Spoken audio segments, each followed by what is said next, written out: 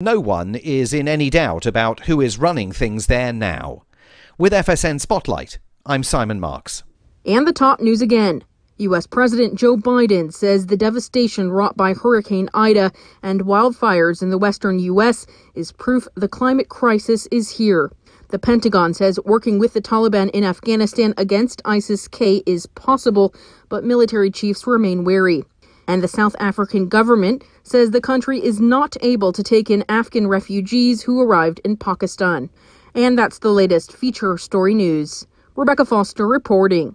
A report on obesity rates released this week by the CDC confirmed that millions of courageous Americans continue to overcome the media's persistent pressure to be thin. Researchers told reporters that while the vast majority of film and television continues to portray thin, in-shape people, over 30% of Americans remain resolved in their effort to stand up to idealized images of men and women. Every day, people are inundated with unvarying images of slim men and women, but millions of heroic Americans continue doing their best every day to maintain BMIs 35 or higher. These people aren't afraid to fly in the face popular culture deems acceptable and bravely eat and drink whatever they want, whenever they want. In other news, the nation's single men announce a plan to change their bed sheets by 2019. A woman who left the room crying earlier expects to jump back into the party just like that. And a courtroom artist is clearly infatuated with the bailiff. This 2.5-minute long session of immersion therapy is finally complete. Your crippling fear of watching video news recaps should no longer be a problem. For more, keep checking theonion.com.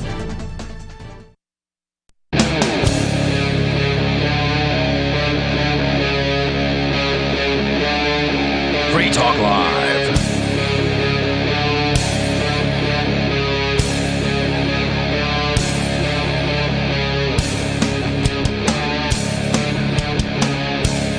Free Talk Live. Welcome to the program. As always, you can join us here. The number is 603-283-6160. That's 603-283-6160. With you tonight, it's Ian. And Chris. And Bonnie. Chris, from Freedom Decrypted at freedomdecrypted.com, you've got a story to start us out here tonight, I think, about a congressperson speaking to the Federal Reserve Chairman. Yeah, so it's a story from Bitcoin.com. U.S. Congressman to Federal Reserve Bank President. Most crime is conducted with cash you print, not crypto, is the headline of this story. Honestly, I haven't read it yet, but it's one of these things that we keep repeating again and again and again. And finally, a U.S. congressman, just the headline alone, a U.S. congressman is saying this, and it's such a true statement. Congressman Tom Emmer has responded to the comments by the president of the Federal Reserve Bank of Minneapolis about Bitcoin and crypto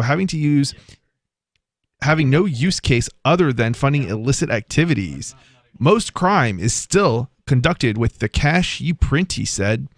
Yeah, I wouldn't have to know the actual numbers on that to just have an educated guess and say that probably more crime is conducted with cash than Bitcoin. It's just, more readily accessible for people. Yeah, if I'm not mistaken, there have been single banks, like individual banks, who have conducted more like money laundering transactions than all of like crypto, like the combined value of all crypto, like single banks. And it's not to say that there isn't a lot of illicit activity on using crypto in the dark web, but there's also a lot of legitimate activity, and the legitimate activity far outweighs what the government would even consider to be criminal activity. And if you look at like the dollar, most crime is committed using, and not just the US dollar, but also other what I like to refer to as dirty fiat currencies. So meaning money that the governments print. So whether it's euros or US dollars or Canadian dollar, it doesn't really matter, or the yen, Chinese yen. It's usually fiat that the criminals operate in, because that's what most of the world operates. Well, that's how the world runs. But presumably in the future, if there is a big shift to cryptocurrency, I don't think it's any easier to use cryptocurrency in a crime than it is to use cash. Well, it depends on the crime that you're doing. If you're doing a a hack of somebody's computer, like a ransomware attack, then it's a lot easier to use cryptocurrency in that case. Yeah, but there's an easy way to avoid ransomware, and it's to keep backups of everything. So No doubt. people are just going to start realizing that it's not going to be a viable crime. And here's the thing, here's the problem. Okay, so the dollar facilitates, if you're going to say crypto facilitates crime, so does the dollar. But the reason that crypto also facilitates crime, better than the dollar is only to the extent that it actually works better for everybody, not just criminals, right? I can't easily send money to somebody in Germany or receive money from somebody in Germany. They've got a different currency. You got to go through your bank, and then they got to go through the Federal Reserve Bank, and then they got to go through a German Federal Reserve Bank, and then it ends up in, landing. And there's this huge cost to this. I've seen wire transfers that have exceeded $100 in order to transfer relatively small amounts of money, because in some countries, credit cards are not a thing. And so if somebody wants to purchase something, like I have a company, thinkpenguin.com, and basically I've had customers who have been like, well, I don't have a credit card. Can I pay you with a wire transfer? And usually wire transfers, in the US at least, are used for, by businesses to purchase things from other countries, like larger dollar amounts. But when you're talking about a smaller dollar amount, because your country doesn't use credit cards, they don't use the Visa MasterCard system, and you want to buy something from the United States, well, then all of a sudden you're going to a wire transfer, and the fees are just insane. Yeah, at $30. That's for a domestic. International, you might be paying $60. $100. I had a customer who paid $100 to buy, I think, maybe a $230 item. That's insane. Wow. And this is what I'm saying. And there was no better option. And I was trying to get them to use crypto, and I'm like, you'd be way better off using crypto. And I think it was probably an option, but they didn't want to jump through the hoops because they've never done it before. Oh, yeah. And so they still paid. At $100, that's worth the learning curve right there. Right. That's what I was thinking. If you get paid $50 an hour, you can go to bitcoin.com and, learn the basics in 15 minutes. Right. It's crazy. It's like, it's not that difficult. It's no more difficult probably than any other payment method. It's easier than using a wire transfer. It's just by far. It's just there is a learning curve. Yeah, and there was a learning curve the first time if you've ever sent a wire transfer. And I bet a good fraction of our listeners have never done this. I never have. Oh yeah. Right. They screw up. Banks will screw up. I've had on a number of occasions they'll screw up wire transfers on me, and it's like I make sure to double check every little thing. And it's like there's a reason that I go directly to the big banks, because the credit unions will go through another bank, and then they'll go through the federal, and then it's like 6 or 7 different steps to get your money to the end, and every one of the steps is making a mistake. Process. It is. Especially if you've got some significant money on the line, but even a small amount of money, because it's just a huge amount of time you have to put into doing these things. You got to go. A lot of cases, you have to physically go to the bank. Every time I do a wire transfer, I go to the bank, and I do wire transfers fairly often. Yeah. It's funny because you think, why would you do that as a business owner? And it's like, well, because I really hate banks, and I don't want to give them effectively the usually what'll happen is if you go with a big bank, they'll end up charging you a certain amount every month to have the ability to do wire transfers yourself, and I just don't want to pay that money, so I don't. I physically go in to do the wire transfer. So it's more of a moral issue for me. I like to avoid doing that, but it's you funny, hate the banks, but it's you go true. Inside of them to send the wire transfers. Yeah. Okay. That's awesome. I can see that you want to deprive them of the revenue. They're already extracting money from me in so many dishonest and manipulative. Maybe I don't know if dishonest is quite the right word, but manipulative ways. The more I can deprive of them, even if it's just a few dollars here and there, I'm going to take that opportunity. Yeah, and it's funny because it costs the bank more money for me to go in too. That's the funny part about it. True, they got to have an employee dealing with you and all that. Absolutely. Every time I go in, it's like 30, 45 minutes easy that I basically waste, where I could have just done it in 15 seconds. It would have bypassed their local paying that local employee, at the bank, and gone straight to, the people above them, because effectively all the people inside your local bank that do the wire transfers, all they're doing is entering the information. There's nothing else that they're doing, but it just takes so long. And in a lot of cases, getting the information wrong. In a lot of cases, they have these codes, these unique codes that you have to send in the memo field in order for the thing to reach where it's supposed to reach. Otherwise, it gets lost in the void, and then you've got to call everybody and wait, and then days later, maybe you'll find out where the money went to, and maybe somebody can hit the refund button and send it back to you if they screwed it up. But it could be as simple as they put in an L as a 1, or vice versa. And that one little error throws the entire thing off.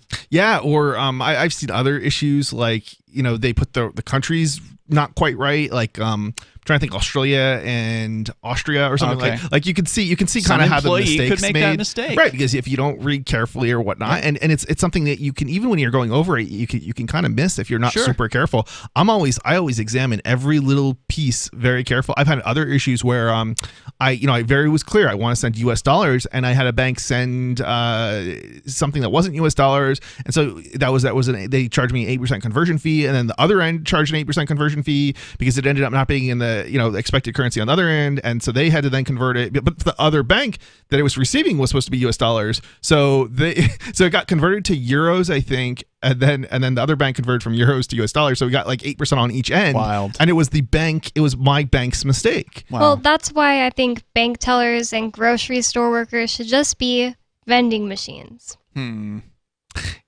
you don't like dealing with people?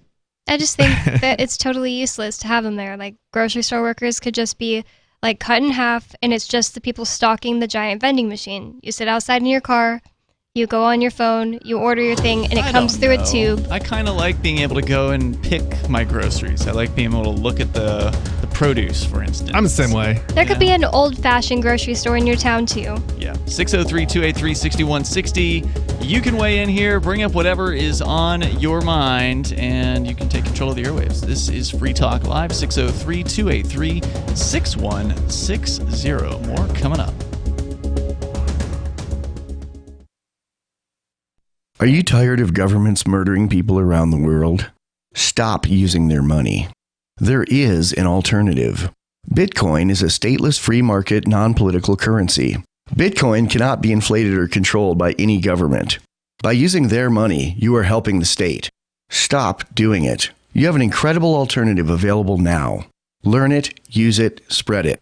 Get started with Bitcoin at bitcoin.com. That's bitcoin.com. Do you feel like your nation, state, or community no longer holds your values? Have you dreamt of a place where people agree that liberty is important and are free to pursue their projects so long as they respect the property of others? There are many people just like you that are discovering freeprivatecities.com. Their social media links are at the upper right of the page at freeprivatecities.com. All skill levels will be needed when the first of the Free Private Cities opens. It's sooner than you think. Stop arguing and build. freeprivatecities.com. Breaking weather news. Belize is sunny and around 82 degrees every day this week. What's the forecast for your life? If current politics and economic prospects are cramping your freedom, escape to the tropics. ECI Development has affordable second homes for you to own or rent in Belize and other tropical countries. Places with stable governments and growing economies. Secure your freedom now. To find out more, send an email to ftl@ecidevelopment.com. After a devastating war, the alien visitors were driven back, and their willing human collaborators were left behind to face the music. When Emma Jean Anderson's ex-lover brings her from prison, Nathan Foster and his 14-year-old nephew Ben are tasked with bringing the pair to justice. An easy enough job until they discover something is inside Emma Jean, and the fate of the planet hangs in the balance. The Family Business by Mike Coopery from BaneBooks.com. So the protection of life, liberty, and property is what the Free State Project is all about. But it's an effort to move 20,000 people who understand. It's about demonstrating to the entire country that, yeah, we can have a free market, a truly free market. Making it just a freer, great place to live. It's the world's largest voluntarist libertarian community, and it's only getting bigger. That's amazing. To be able to move to a place where other people passionately believe in being free and independent. What the Free State Project is managing to do, though, is to put their money where their mouth is. It's physically getting up across the country and saying, let's go someplace and let's demonstrate the power of these ideas. There's a lot of kind of philosophy that surrounds liberty. There's a lot of thinking about it and talking about it. But here in New Hampshire, people are doing it. 101 Reasons Liberty Lives in New Hampshire, a documentary by Free State Project Early Movers. Watch it free at 101reasonsfilm.com. 101reasonsfilm.com. Some of you asked, and now we've delivered. LRN.FM's live Keene, New Hampshire studio shows are now streamed in HD on Twitch. Visit our channel at twitch.lrn.fm and give it a follow. If you have Amazon Prime, you get one free subscription on Twitch. If you use it on our channel, Twitch will give LRN.FM a monthly piece of your Prime subscription cost. So please watch, follow, share, and subscribe to twitch.lrn.fm. That's twitch.lrn.fm. Looking for a great real estate investment? Consider New Hampshire, which is ground zero for the Liberty Movement. Your first call should be to Mark Worden from Porcupine Real Estate. He's more than just a real estate agent. He's your New Hampshire concierge. Where are the best places to live? Do you want farm, city, the burbs, or forest? Do you want a duplex or multifamily building so that renters pay your mortgage? There are homes in all price ranges in New Hampshire, and Mark can help with financing too. Invest in Liberty and property. Mark Worden can help. PorcupineRealEstate.com. You can stick it to the man and big tech. Join our FTL social mastodon at social.freetalklive.com.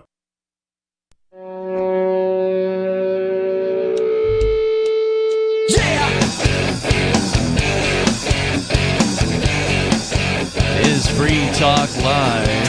The phones are open. If you want to join us here, you can. The number, 603-283-6160. That's 603-283-6160. And Free Talk Live was the first major radio show to tell the world about Bitcoin. Where were you when the crypto revolution first began? Did you end up buying any back then? Well, it's now more than a decade later, and a new generation of crypto is hoping to change the world again. If you listened last year, you heard the hosts of this show talking about Intercoin, a new cryptocurrency to help unite local communities and businesses make their economies stronger, all without having to rely on the state. Intercoin team members already built apps that have now reached 9 million users in dozens of countries around the world. Well, Intercoin is launching worldwide. Anywhere you live, this is your chance to buy it using your favorite Ethereum wallet by going to exchanges like Uniswap. Using Intercoin, you can even launch your own cryptocurrency for your own members and customers under your own brand. If you want to learn more, go to intercoin.org and follow the steps to get some Intercoin for yourself. You can be part of the next generation of crypto, and this time you heard it here, intercoin.org. We go to your calls and thoughts, and then coming up we can talk a little bit more about crypto versus the old money system. There's a SEC chairman, the same goon that is attacking companies like Library and Odyssey.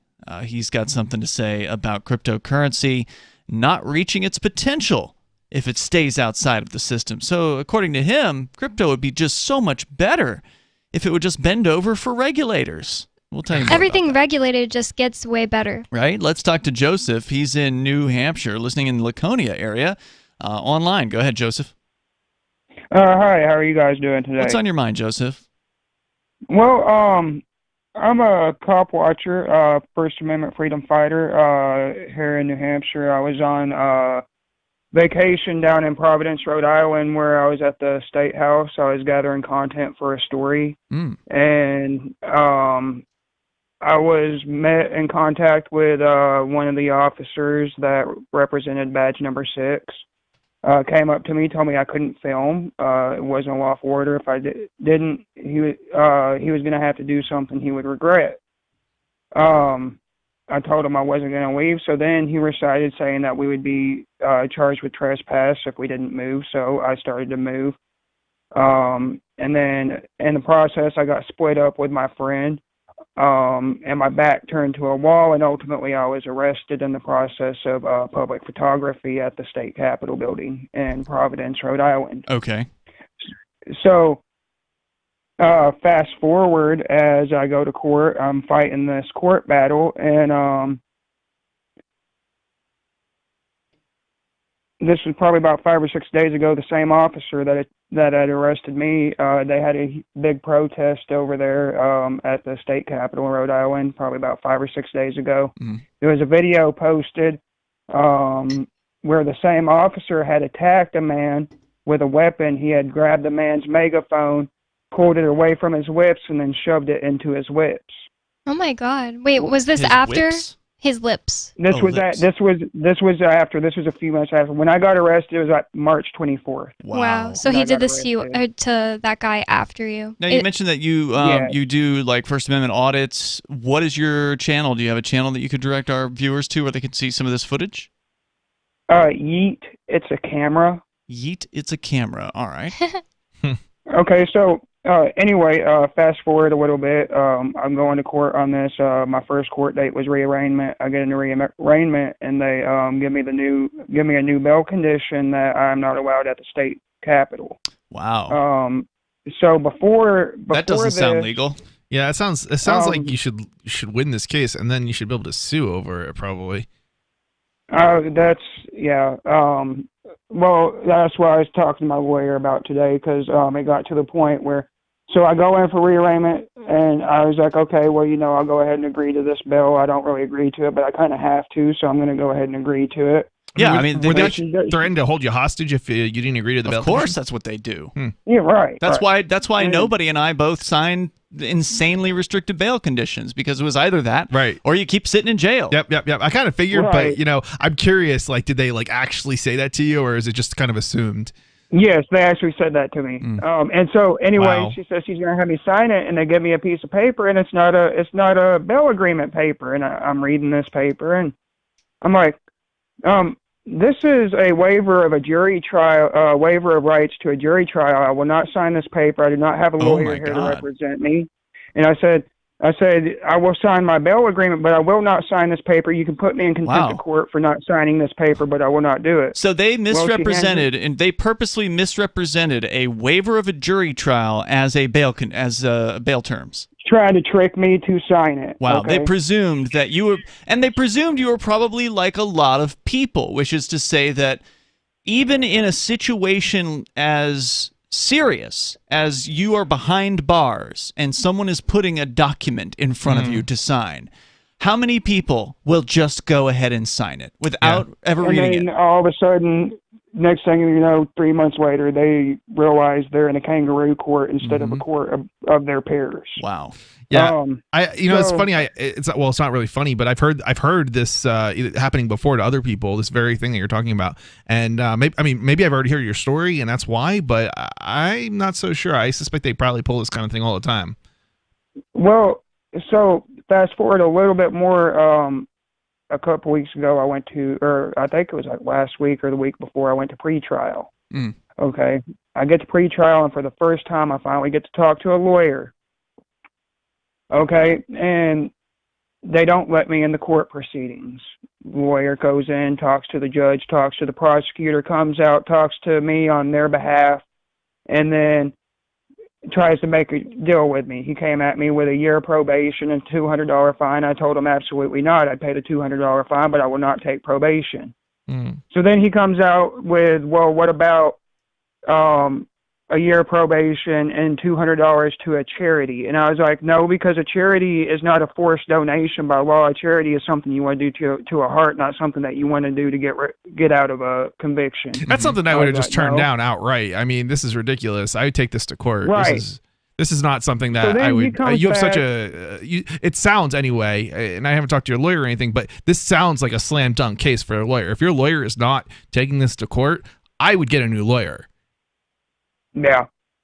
Well, so anyway, I tell him, I was like, you needed to go in there and tell him I was engaged in a First Amendment protected activity. I was like, he comes back out, well, the judge doesn't feel like you had the right to record them getting into their vehicles. The judge is wrong. I was like, it doesn't matter because it's not a court of feelings, it's a court of law. Right. and feelings does not trump law. And so needless to say, he come back out and he told me, he said, they'll offer you probation and 20 hours of community service. I said, 20 hours of community service, more than $200. Yeah. What are you talking about? So the offer just got worse. Yeah. Right. And then he goes, my dad's like, that's $10 an hour. I said, hell, I don't work for any. Sorry, I didn't mean to cut. No, you're right. Actually, if you wouldn't mind, hang on. We're going to continue. If you can stay with us, I want to hear the rest of this story of the kangaroo court down there in Rhode Island. This kind of stuff happens everywhere. It does. This is not an unusual case as far as how the court is behaving, but it is interesting as far as what happened And you can, of course, share your thoughts as well. 603-283-6160. We'll continue, and you can take control of the airwaves here on Free Talk Live.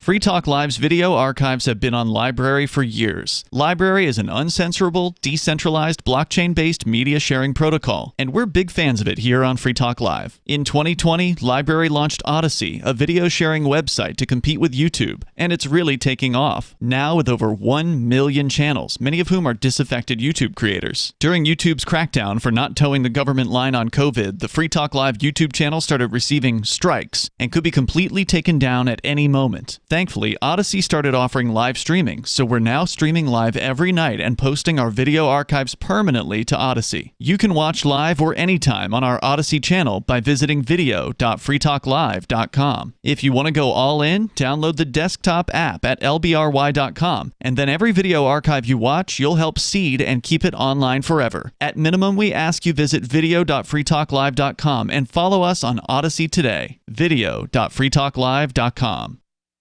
From Feature Story News in Washington, I'm Rebecca Foster. U.S. President Joe Biden has said the devastation wrought by Hurricane Ida, in addition to wildfires in the western U.S., is proof the climate crisis is here. Speaking from the White House, he said the U.S. must be better prepared in the future. Kate Fisher reports from Washington. The remnants of Hurricane Ida unloaded an historic deluge in New York City and the surrounding area on Wednesday night. In the southern U.S., where Ida struck over the weekend, 1 million people are still without power. President Biden said the federal government stood ready to help. And I made clear to the governors that my team at the Federal Emergency Management Agency, FEMA, is on the ground and ready to provide all the assistance that's needed.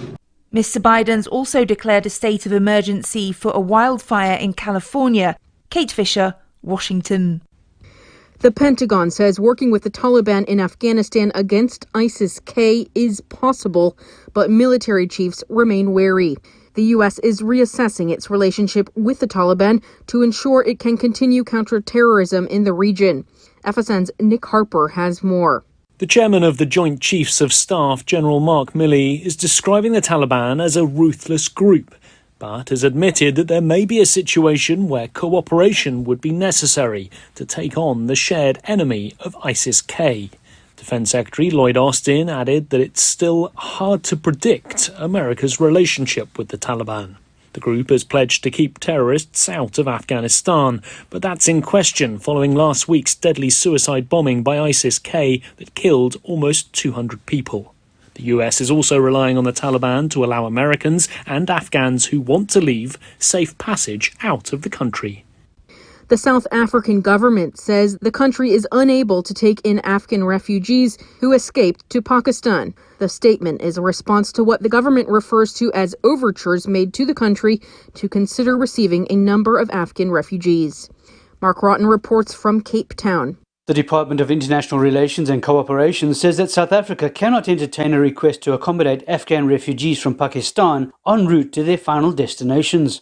Government says that the country is currently home to a substantial number of refugees, many of whom already benefit from social assistance and free medical health programs. DIRCO also references international law, claiming that the well-being of these refugees is best served by remaining in their first country of arrival, in this case Pakistan, until they are relocated to their final destinations. Mark Roughton, South Africa.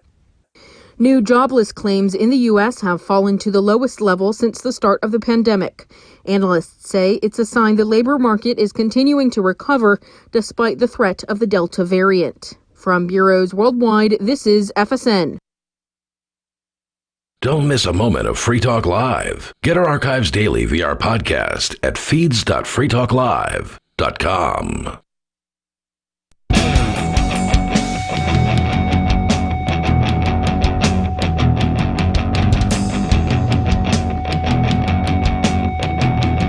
It's Free Talk Live. You can join us here. The number is 603-283-6160. On the way here tonight, we got some more crazy stories out of various different parts of the world. Quebec putting in a vaccine passport all across the province. Not going to be good times for people who are unvaccinated. We'll tell you more about that. Plus, big money news, Social Security Trust Fund, so-called, is now going to run out of money even sooner than the government expected it to. Oh, I hope so. I hope it runs out like tomorrow so that I don't. You know the horrible thing is, how much do you want to bet they continue to collect Social Security from even us, after it runs the rest out? of us after it runs out, even though they're bankrupt? Wouldn't surprise me. We can talk about all that stuff, and there's plenty more. Of course, your calls and thoughts. Plus, Bonnie, you're going to be telling us about Siri, the Apple robot thing for your phone. Yeah, judges saying it might be an invasion of privacy laws. We'll get into it here. But first, speaking of judges, Joseph is on the line. He's calling us from New Hampshire. He got into some criminal charges down in some BS criminal charges down in Rhode Island. And you are a First Amendment auditor. You go around with a video camera to government bureaucracy and record them. And I think you said the channel was Yeet It's a Camera. Is that right? Yes, sir.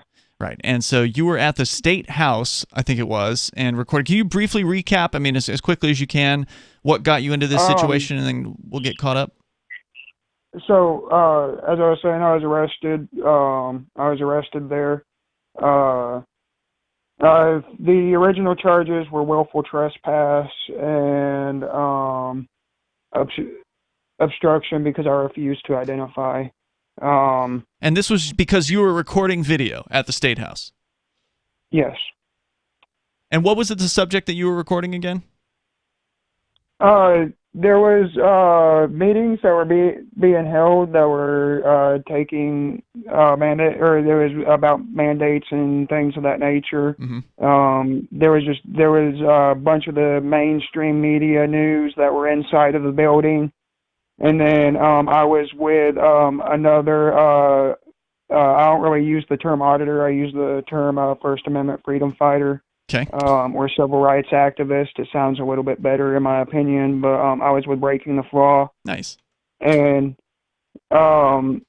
ultimately, we ended up getting split up. I didn't realize he had taken a left turn. I had tried to exit the way I had came from, mm-hmm. which that's what a normal, that's under the circumstance. But I guess Joa had went to go check the signs that this officer was quoting, because he was saying that there were signs over here, and we're like, well, we're going to go look at the signs. And the officer was saying that the signs say you can't record in the State House? No, he was saying that it says no trespassing. In a public building? Yeah, how are you trespassing? No, this is like the outside part of the parking lot area part of it. In a public facility? Yes. Okay, gotcha. And so there was no signs. It was a sign that said handicap accessible. And now they have signs because of me. There are signs above the handicap access sign, and those signs are now my sign. What does it say? It may not even be lawful. It may not even be lawful anyway, those signs. But I do have to wonder, does Rhode Island have a identify statute?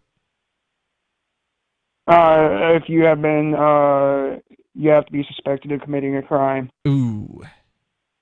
Interesting. So that you might have a problem. In the act of committing a crime. Okay. Depending on that statute, that might be a problem as far as trying to sue them later. So they did charge you with obstructing and what was the other thing originally? Willful trespass. But then they changed it? No.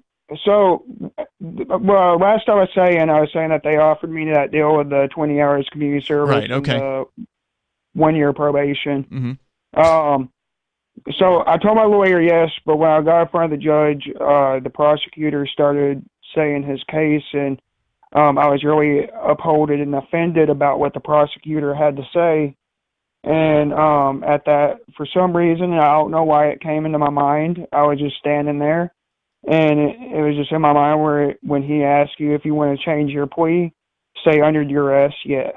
And so that's my exact words. He said, under these circumstances or under these conditions, do you want to change your plea from not guilty to no contest? When I answered, I said under duress, yes. My lawyer, he got a little bit irritated. He got mad about it. And now, why would you have wanted to change to no contest? I missed that detail. I missed something entirely. Because the prosecutor said that my main goal was to go there and harass people. To harass state workers, when that wasn't my goal. My goal was to go there to hold government officials accountable. But you're not even being charged with harassment. No, I wasn't even charged with harassment. Right, because it wasn't. Right. So I don't get why you changed the plea from why not would you, guilty. that just no kind contest. of. I would think that identify thing would be more of a concern to you. Just so I could get in front of the judge, and so then when I said that, because they weren't letting me in the courtroom. Oh, I see what you're saying. You're saying that if you were to continue with not guilty, they wouldn't even let you into the courtroom. So you told them you were willing to change your plea, and that got you in front of the man in the robe. Right. So I said no duress when he asked me. Under duress.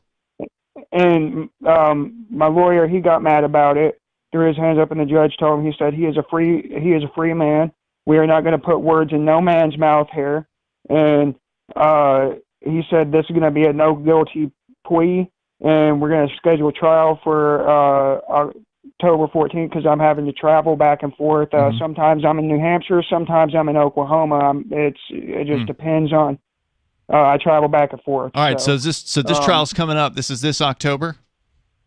Yes, sir. Do they let you bring cameras into the Rhode Island courts?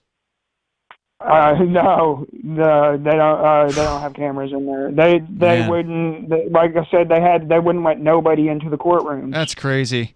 I mean, they've definitely been cracking down harder on courtroom access over the last year and a half due to COVID. They've used that as the excuse to disallow access. But I want to know how cameras make the courtroom more dangerous because of COVID. Yeah, I was really happy this like a few weeks ago when we went to the trial in Concord, New Hampshire for Rochelle Kelly. She was the lady that was arrested for bringing her kids to the playground back in April of last year, and I was so pleased that the entire courtroom was full of people, that there was no social distancing going on, that there was no restriction as far as the camera. Because I was actually unsure about that myself because there was a case where a reporter was denied access to the courthouse, even though he had. Even though the court was allowing reporters in, basically. When was this? It was in Keene. I don't know, within the last couple of months, I think, or maybe. You talking about Joa? I think it was Joa. Maybe. Yeah, whenever he tried to go with. Yeah, that was in New Hampshire. Friend. Yeah, that's why I said I was surprised that people were allowed in for this one trial. Hey, Joseph, feel free to give us a call back, over time. Let us know how this case develops, will you? I will. Thanks for the call, man. I appreciate you good hearing luck. me out and letting me get my story out. Yeah, good luck down there. And, if I can make any recommendation, it would be to stay the hell out of Rhode Island.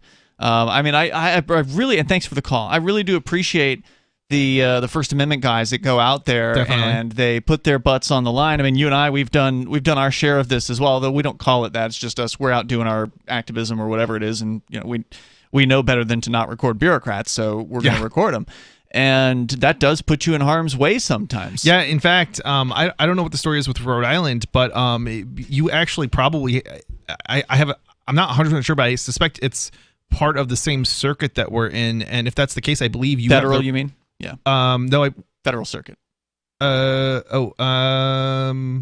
Well, you're right. So, Federal circuit. And so I think you might actually have the right in this case, or so there's a court ruling that says effectively you have the right to record cops. Glick? Glick or Garrick? I don't think it's that one actually. There's another one that basically says something to the effect you have even if you don't have the right to film, you still have the right to pull out a camera basically and even secretly record cops if you're interacting with them. So even if you had been breaking the law filming, it wouldn't have mattered. Valentin, I think that's Valentin out of Manchester, if I recall correctly. That was the guy that was recording police in his own home. That one? Yeah, it's possible. Anyway, there's a bunch of good ones here in New England. Glick, Garrick, and I think Valentin, Alfredo Valentin is the one you're thinking of.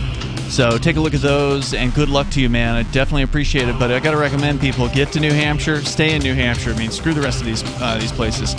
There's more coming up. Free Talk Live.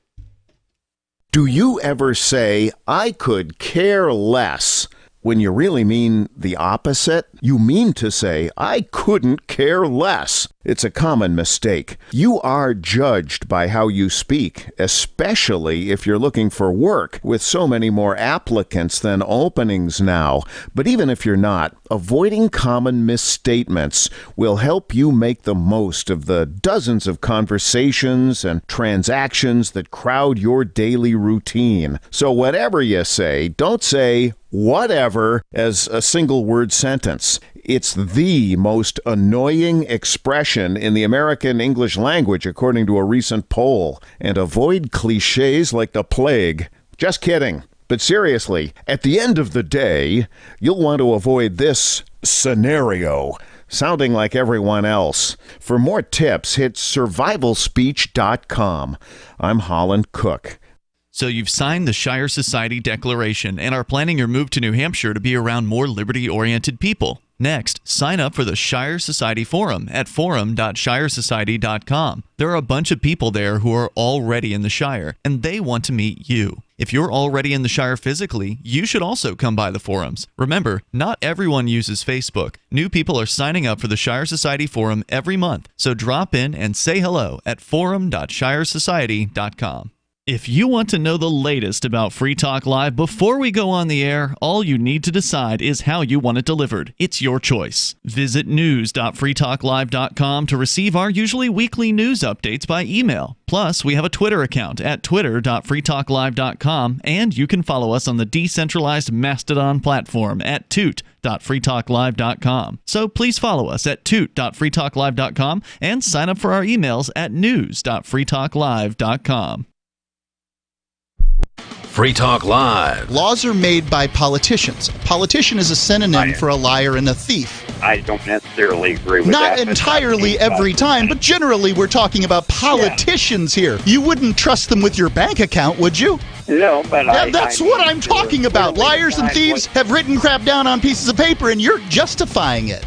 I'm not justifying it. I'm just saying that if I tell you pot, that's wrong. It's not wrong when politicians tell you can't do something. People have a basic sense of morality. Okay. This is a good idea or this is a bad idea. And property is one of them. So taking my drugs is again a crime. Taking your drugs, taking something that's illegal to own. He's right back to it. With the politicians. Why don't you go out and shine their little shoes for them? For God's sake. Free Talk Live, 7 nights a week from 7 to 10 Eastern, live on the Liberty Radio Network at LRN.FM.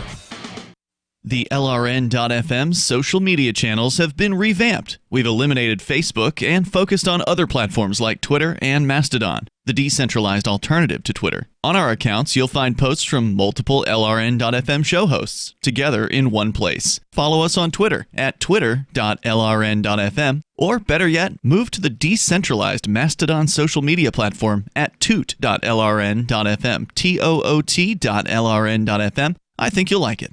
The new 4th edition of Healing Our World, The Compassion of Libertarianism, will take your understanding of liberty to a deeper level and has over 1,300 updated references, new cartoons, and a foreword by Dr. Ron Paul. With discounts for multiple book purchases, the 4th edition of Healing Our World is a great gift for the liberals, pragmatists, environmentalists, and Christians in your life who think libertarianism is cold-hearted. Get yours today at healing.freetalklive.com and use promo code FTL for a $5 discount. We're still not sure why you'd want to watch, but our video feed is streaming nightly for free at cam.freetalklive.com.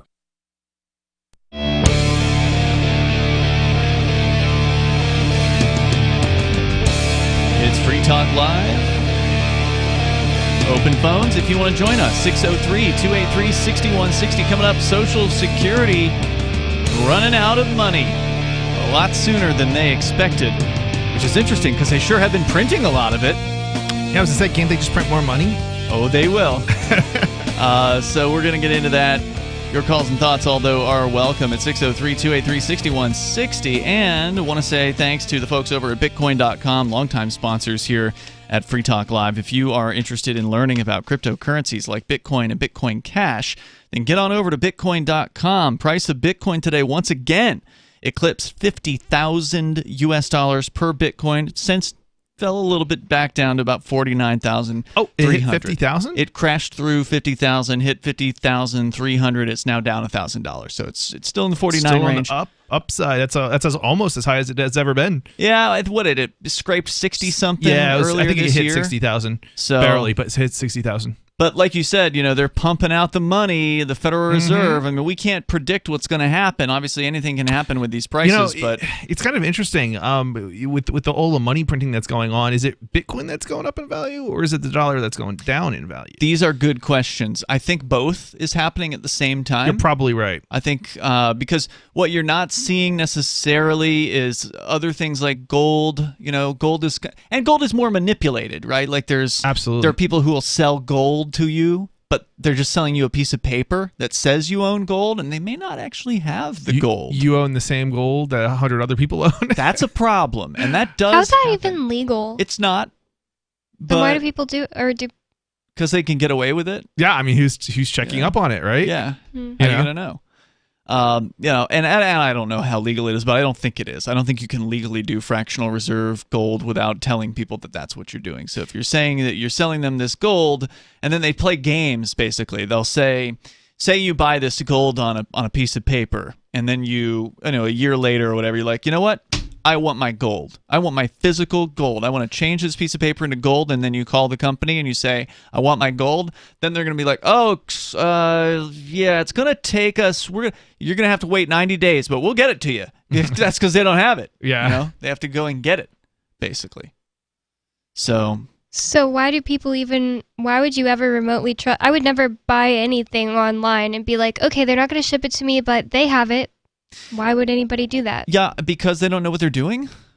There's people who buy things like stocks, right? And in the case of stocks, you don't get usually anything physical. You just get a little indicator on an online platform or whatever. Well, that's not a physical thing. If I was buying anything physical, I'd want it shipped to me. Yeah, that's the smart thing to do. Yeah, and the thing is, they won't, even if you want them to ship it to you, they won't ever ship it to you. Supposedly, if you are like, I think it's like if you will buy enough of it or something, they might ship it to you, but so it has to be over a certain amount? or something like that. I forget exactly what the details. I am not at all one who follows that, but as I understand it, if like you've got like a bunch of people together and like you wanted to actually secure that gold, theoretically you could do it, but it's like generally speaking, the average person your average person cannot buy enough golds to actually get their hands on it. So, but I mean, you're not seeing gold shooting up in price. You're also not. I mean, you're seeing increases in price on the cost of goods, but it's not doublings yet. We're not to that point yet. We're not at hyperinflation yet. No, is we're the not. key word. We're not. But yet, Bitcoin can double in a day. So I think that's the evidence that you're seeing Bitcoin go up more so than the amount of inflation is happening. There are certainly products that have gone up probably by twofold at this point. There are some. Yeah, there are some. But it's not across the market or anything. It's not across the board. There has been definitely I think there has been across the board price increase on products in general. Yeah. But it's not maybe twice as much on everything. Yeah, no, we're seeing some companies are saying their costs are up like 7% or 8% or whatever, and so it's variable. It's highly variable. Yeah, but these companies are pointing this out because it's noteworthy and it's significant and it's higher than it's been in many years. And we're seeing prices go up. I was at the Jamaican restaurant with Bonnie last week, and I think it was actually 2 weeks ago now. And there was a notice at the front counter that said we had to raise our prices. We're sorry, but we had to. So, and they're not the only ones. Yeah, and the crazy thing is a lot of this stuff has already been manipulated, so even before it was either artificially low or artificially high, just because of things like tariffs, 25%. There's I don't know if people realize this, but like there's still a 25% tariff. They got rid of it, but then they brought it back under Biden. 25% tariff on basically any kind of electronic import, and I don't know if that extends to other stuff as well. But like, yeah, everything, and basically 25% is like if you look at Walmart prices across the board, that's like a 13% rise in prices. Wow, so crazy. That's just the tariff alone. That doesn't include all the money printing stuff that was going on. Well, one thing's for sure, you're not going to see these prices go down likely unless there's some significant increase in manufacturing, facility technology or whatever efficiency. Then you're going to see prices continue to rise.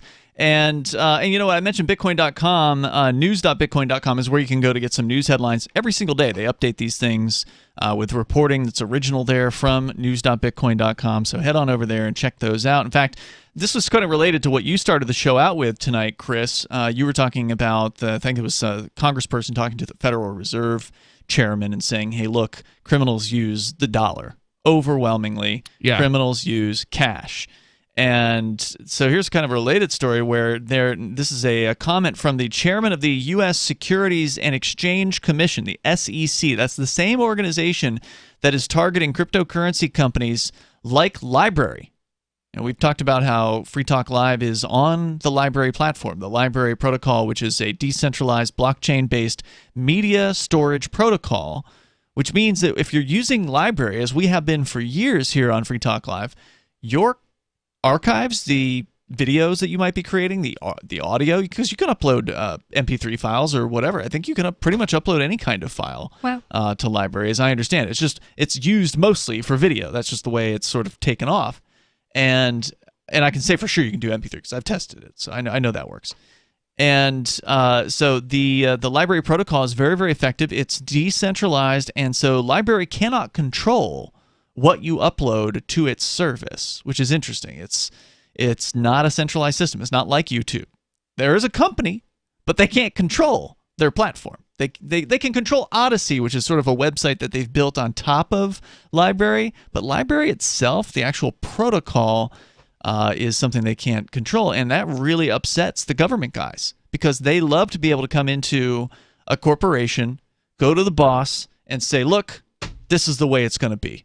You're going to do our bidding, or else we're going to punish you. And they're trying to punish them because they can't do their bidding, and they won't do their bidding, but they can anyway. Even if they had a gun to their head, they wouldn't be able to do it. Even if you shut down the LBRY corporation, LBRY itself can and likely will continue. Yeah, you're absolutely right. It's not a centralized server that you're uploading videos to. Anybody who's running LBRY is basically acting as a server too.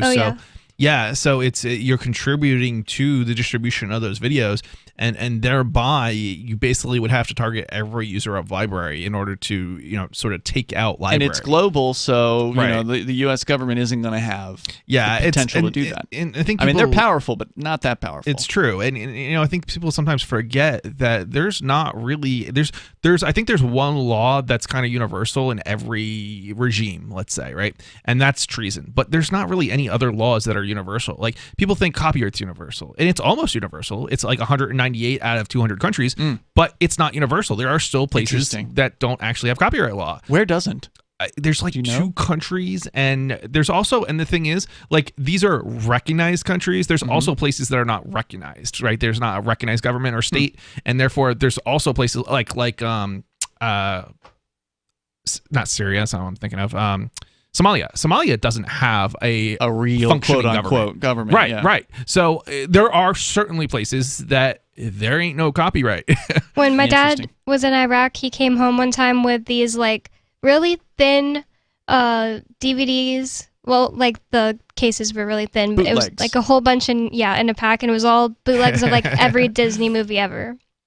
Yeah, and the government didn't stop him from doing that, did they? Because that definitely wasn't a legal thing. He didn't make it; he bought it, but I'm saying, but him importing that, I don't think that's legal, right? I don't think they're going to go after anybody for it, unless you're doing it in scale, like for a profit. Yeah, for a profit, basically. Yeah. And it's just because everybody's doing it, right? Yeah, and it's one of the things. Like, and it's kind of funny. Like, so my company sells a VPN product, but it's funny because it's like I'm not like, I would definitely not tell anybody to go and use it for pirating. But the point that I'm making here is just that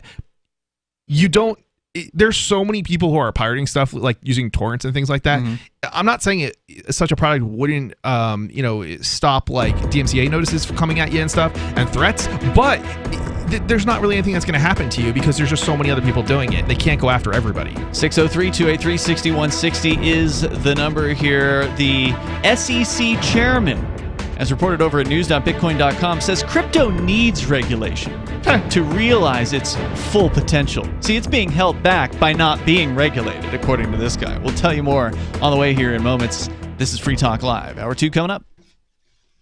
Are you tired of governments murdering people around the world? Stop using their money. There is an alternative. Bitcoin is a stateless, free market, non-political currency. Bitcoin cannot be inflated or controlled by any government. By using their money, you are helping the state. Stop doing it. You have an incredible alternative available now. Learn it, use it, spread it. Get started with Bitcoin at bitcoin.com. That's bitcoin.com. Do you feel like your nation, state, or community no longer holds your values? Have you dreamt of a place where people agree that liberty is important and are free to pursue their projects so long as they respect the property of others? There are many people just like you that are discovering freeprivatecities.com. Their social media links are at the upper right of the page at freeprivatecities.com. All skill levels will be needed when the first of the Free Private Cities opens. It's sooner than you think. Stop arguing and build. freeprivatecities.com. Are you a cryptocurrency advocate? The Crypto Tip is the ideal outreach tool to help new people discover cryptocurrency. It's a printable business card-sized tip that you can give to service providers, preferably in addition to a good cash tip. When the server scans the QR code, it'll bring up an explanation of cryptocurrency, how to install a wallet, and allow them to claim the tip. If they don't claim the crypto, you get your tip refunded to you after a time period you specify. Plus, if they do claim the tip, you get an email alert. Create as many tips as you want at cryptotip.org. That's cryptotip.org. There are lots of ways to listen to Free Talk Live. Our podcast has been around since podcasts began, and now the FTL feed is loaded with content besides our full show archives. Did you know that we make it easy for you to customize your podcast subscriptions? We have different feeds, one that includes only our full shows, one with just the Daily Digest, and our main feed that includes everything. You decide what you listen to. It's quick and easy to customize your feeds at feeds.freetalklive.com. That's feeds.freetalklive.com. You're listening to the live edition of Free Talk Live. Hour number 2 is next after the news here on the Liberty Radio Network at LRN.FM. From Feature Story News in Washington, I'm Rebecca Foster. U.S. President Joe Biden has said the devastation wrought by Hurricane Ida, in addition to wildfires in the western U.S., is proof the climate crisis is here. Speaking from the White House, he said the U.S. must be better prepared in the future. Kate Fisher reports from Washington. The remnants of Hurricane Ida unloaded an historic deluge in New York City and the surrounding area on Wednesday night. In the southern U.S., where Ida struck over the weekend, 1 million people are still without power. President Biden said the federal government stood ready to help. And I made clear to the governors that my team at the Federal Emergency Management Agency, FEMA, is on the ground and ready to provide all the assistance that's needed. Mr. Biden's also declared a state of emergency for a wildfire in California. Kate Fisher, Washington. The Pentagon says working with the Taliban in Afghanistan against ISIS-K is possible, but military chiefs remain wary. The U.S. is reassessing its relationship with the Taliban to ensure it can continue counterterrorism in the region. FSN's Nick Harper has more. The chairman of the Joint Chiefs of Staff, General Mark Milley, is describing the Taliban as a ruthless group, but has admitted that there may be a situation where cooperation would be necessary to take on the shared enemy of ISIS-K. Defense Secretary Lloyd Austin added that it's still hard to predict America's relationship with the Taliban. The group has pledged to keep terrorists out of Afghanistan, but that's in question following last week's deadly suicide bombing by ISIS-K that killed almost 200 people. The US is also relying on the Taliban to allow Americans and Afghans who want to leave safe passage out of the country. The South African government says the country is unable to take in Afghan refugees who escaped to Pakistan. The statement is a response to what the government refers to as overtures made to the country to consider receiving a number of Afghan refugees. Mark Rotten reports from Cape Town. The Department of International Relations and Cooperation says that South Africa cannot entertain a request to accommodate Afghan refugees from Pakistan en route to their final destinations. Government says that the country is currently home to a substantial number of refugees, many of whom already benefit from social assistance and free medical health programs. DIRCO also references international law, claiming that the well-being of these refugees is best served by remaining in their first country of arrival, in this case Pakistan, until they are relocated to their final destinations. Mark Roughton, South Africa. New jobless claims in the U.S. have fallen to the lowest level since the start of the pandemic. Analysts say it's a sign the labor market is continuing to recover despite the threat of the Delta variant. From bureaus worldwide, this is FSN. With FSN Spotlight, I'm Simon Marks. Today, the future of Afghanistan and the Taliban's relationship with the United States and its allies. President Biden insists he will hold the Taliban to their word and ensure they will allow the free movement of those people who were not successfully evacuated over the last 2 weeks. US citizens, other foreign nationals, and the Afghans who worked with them over the last 20 years. One tool in the Allied arsenal, withholding recognition of a Taliban government if they fail to cooperate. But military veteran Clive Lewis, a member of Britain's opposition Parliamentary Labour Party, says there's a vital humanitarian issue to address as well. The realpolitik of the situation is that the Taliban are in charge, and there are potentially hundreds of thousands, if not millions of people who will be refugees in that area, already are refugees in that area. There will be aid issues. We know that Afghanistan is the second most food insecure country in the world. There's a real risk of starvation hitting the country. We know it's one of the poorest countries in the world, despite the fact that we've been there for 20 years. So it's imperative that there are ways to communicate with those in charge to ensure that we can deliver humanitarian aid and help those who really do need our help at this moment in time. It's clear there will be no rapid recognition of any Taliban-led government in Kabul, but equally clear that no one is in any doubt about who is running things there now. With FSN Spotlight, I'm Simon Marks. And the top news again. U.S. President Joe Biden says the devastation wrought by Hurricane Ida and wildfires in the western U.S. is proof the climate crisis is here. The Pentagon says working with the Taliban in Afghanistan against ISIS-K is possible, but military chiefs remain wary. And the South African government says the country is not able to take in Afghan refugees who arrived in Pakistan. And that's the latest feature story news. Rebecca Foster reporting. The American robin heralds the beginning of spring in temperate climates across North America. Its red breast makes it easily identifiable as the most disturbingly efficient murderer in the animal kingdom. Robins inculcate their young with these twisted maws. We see an adult robin feeding its young with the ripped-apart viscerae of an innocent worm. Like the Greek hero Atreus eating the flesh of his children at his own table, this black deed must surely curse the entire species. Even the most depraved acts of humanity pale in comparison to the robin's wickedness. Like idiot rapists, they commit their foul deeds with neither foresight nor hindsight. They live entirely in the present. Living beyond space and time, their god is the awful seething maelstrom of chaos at the center of the unfeeling universe. This is the Onion News Network.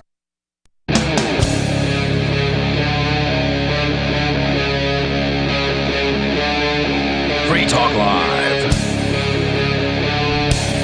This is Free Talk Live. We're kicking off the second hour of the program.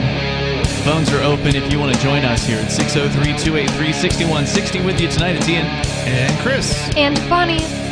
We were talking about a little bit about cryptocurrency, and I did have one story I thought was worthy of sharing, and then we'll get into the ridiculous, not unsurprising news that Social Security is going to run out of money a whole lot sooner than even the government thought. They should just print more money, Ian. Oh, they will. Don't worry. We'll get into that.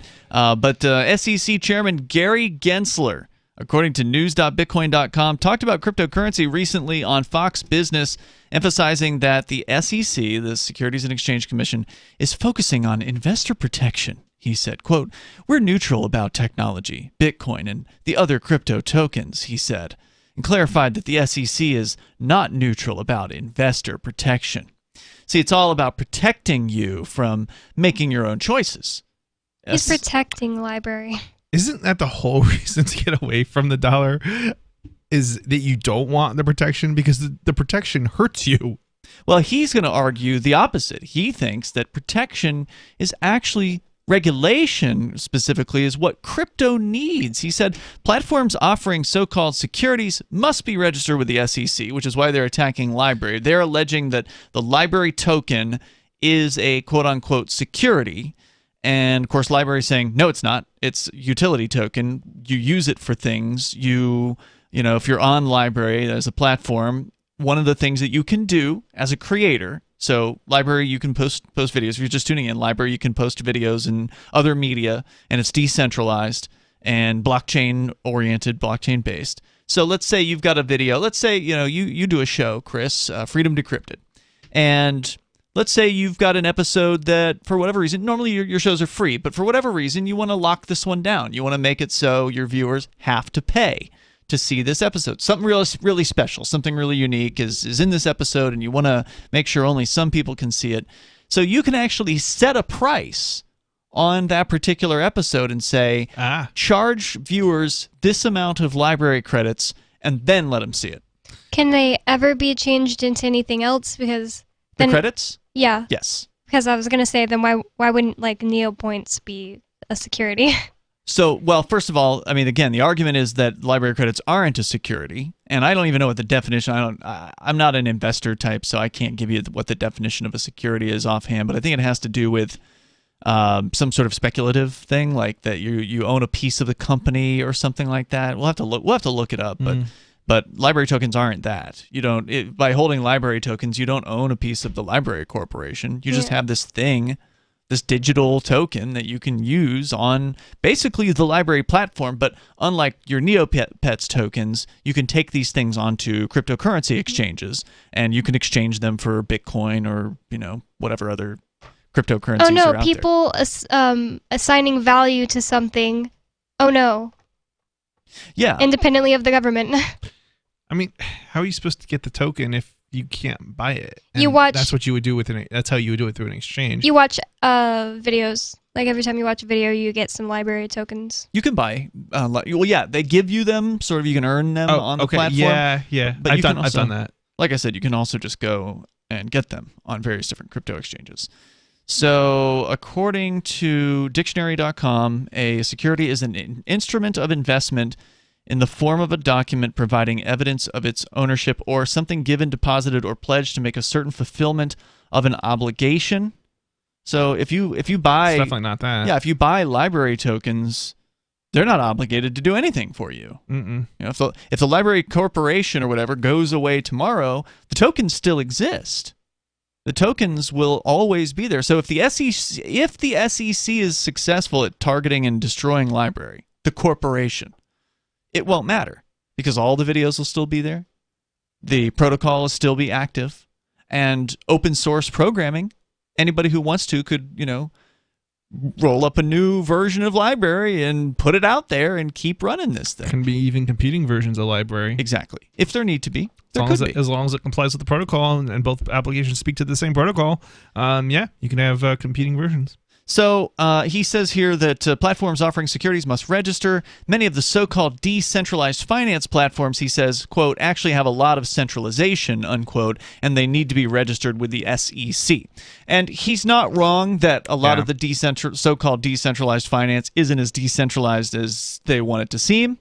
But all that said, I don't think that anybody needs to be registered with the SEC. Who the hell are these people? Why should you have to ask them for permission to run whatever operation you have? I don't care if you do have so-called securities. If somebody wants to buy a thing on the speculative basis that they think it's going to be worth something in the future, or they think that you're going to have some obligation to it, let them. The government wants you to believe that they give you some sort of protection by regulating things when they can't even, pay you back for all the money you're about to put in, or you've been putting into Social Security. They're about to run out. That's right. And the crazy thing is, just because you had, we don't have a free market, but if we had a free market, there would be things that were more secure, so to speak, or in a sense regulated, and then there would be unregulated products in that market. Yeah, and even within the crypto world, they have that now. Right. So, early on, it was all completely unregulated. Voluntarily. Right. There are voluntary regulatory sort of, I don't know if regulatory is the right word. It's not a good choice of words, but it's close enough. There's voluntary certifications or whatever. There's insurance, for instance. Yeah, is a exactly. good example. Yep. There's some companies out there, I believe even Coinbase is claiming to have insurance now. Now, they're not going to insure you against your own mistakes. So if you lock yourself out of your account, or you give somebody else your keys or your password, or whatever. The insurance is against people basically hacking into Coinbase's systems and taking the crypto. Right. So Coinbase loses it, you're protected. If you lose it or send it somewhere that you're not supposed to, sorry, you're screwed. That's on you. Yeah. So he elaborated that these laws include money laundering laws, tax compliance laws, and what we focus on at the SEC, investor protection. He called cryptocurrency and Bitcoin innovative technologies and recently said that Satoshi Nakamoto's, quote, innovation is real. It has been and could continue to be a catalyst for change in the fields of finance and money, unquote. And that much is true. The innovation behind Bitcoin had never happened before. Bitcoin is a first of its kind technology, and it allowed the individual, and allows still the individual, to have control over their own finances. And that has never really happened in at least, our generations and previous generations of financial history. It's really amazing how amazing Bitcoin really is, because it already thought of the problem of, well, what happens if we stop innovating, right? How do you solve that problem? They released the source code, and what happened? It got forked, and then people started using the forks because Bitcoin lost, and it actually happened. Bitcoin lost value. Yeah. As a currency, it lost value. I mean, it's very valuable by comparison to the dollar right now, over $49,000. Don't get me wrong; it's still way more valuable, right, than the dollar, but it still lost. It lost its original value, right? And it still has value, but it turned into a different kind of value. Yeah, interestingly, it doesn't have as much value of the overall total market cap of all cryptocurrencies. So if you actually go to coinmarketcap.com, you can look at what they call the Bitcoin dominance number. So what they do is they look at the full market value of all the different cryptocurrencies, or at least the ones, the 11,500 and so that they track on this website, which is currently over $2.2 trillion. And that's a lot of value. Only 41.7% of that is Bitcoin.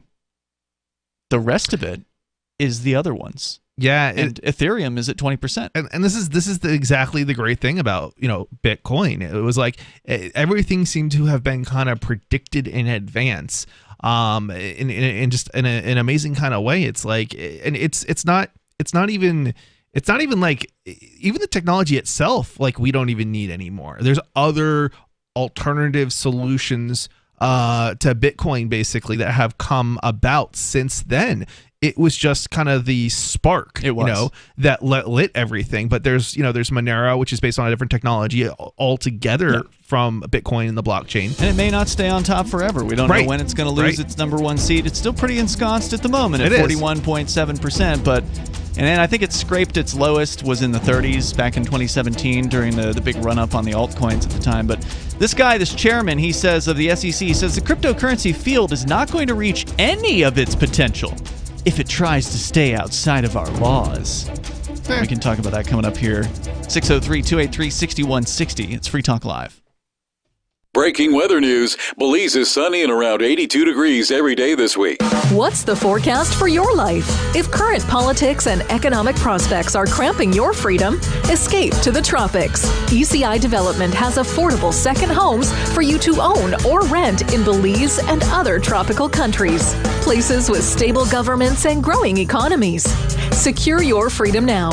To find out more, send an email to ftl@ecidevelopment.com. When a lunar observatory detects a radio broadcast originating from Proxima Centauri, the nations of Earth discover their first contact with an alien race may also be their last. With the Proximans facing an extinction-level disaster, Earth must choose between sending a ship on a multi-year journey or allowing nature to take its course. Saving Proxima, a hard science fiction thriller by Travis S. Taylor and Les Johnson from BaneBooks.com.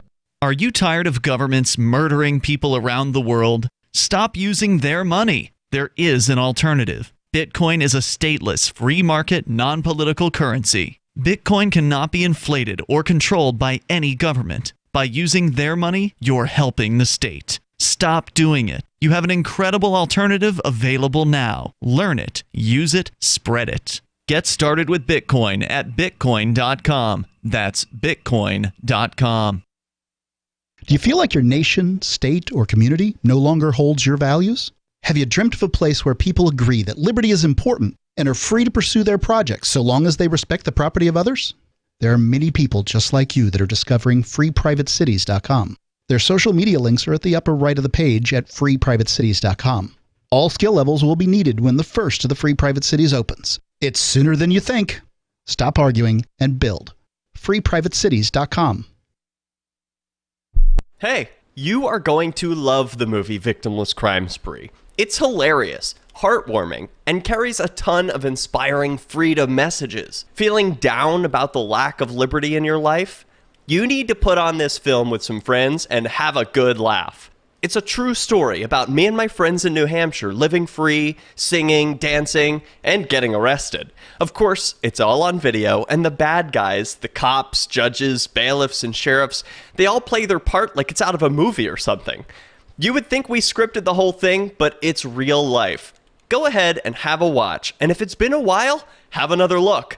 I guarantee you'll notice things now that you didn't notice before. And the best part is that you're going to walk away feeling a renewed sense of your own power. You are the master of your destiny, and you will be free in your lifetime. Victimless Crime Spree. What if you want to hear the latest episode of Free Talk Live, but all you have is your phone, you forgot to download our archive, and you have no data connection? You can call our Listen line at 641-793-0191. That's a long-distance number, so you may incur charges. If not, listen as long as you want. 641-793-0191. The Free Talk Live Listen line, 641-793-0191. Free speech is protected on the internet, right? Not always. Government agencies try to limit free speech and commerce on the net. Luckily, when they do, the Institute for Justice is there to defend your First Amendment right to free speech. IJ helped set the first federal precedent for internet free speech in 1999, and ever since has worked to prevent unconstitutional roadblocks in cyberspace. Visit our website today at ij.org. Yep, we still do email. Drop your email address in the entry box at freetalklive.com, and you'll be kept in the loop with Free Talk Live.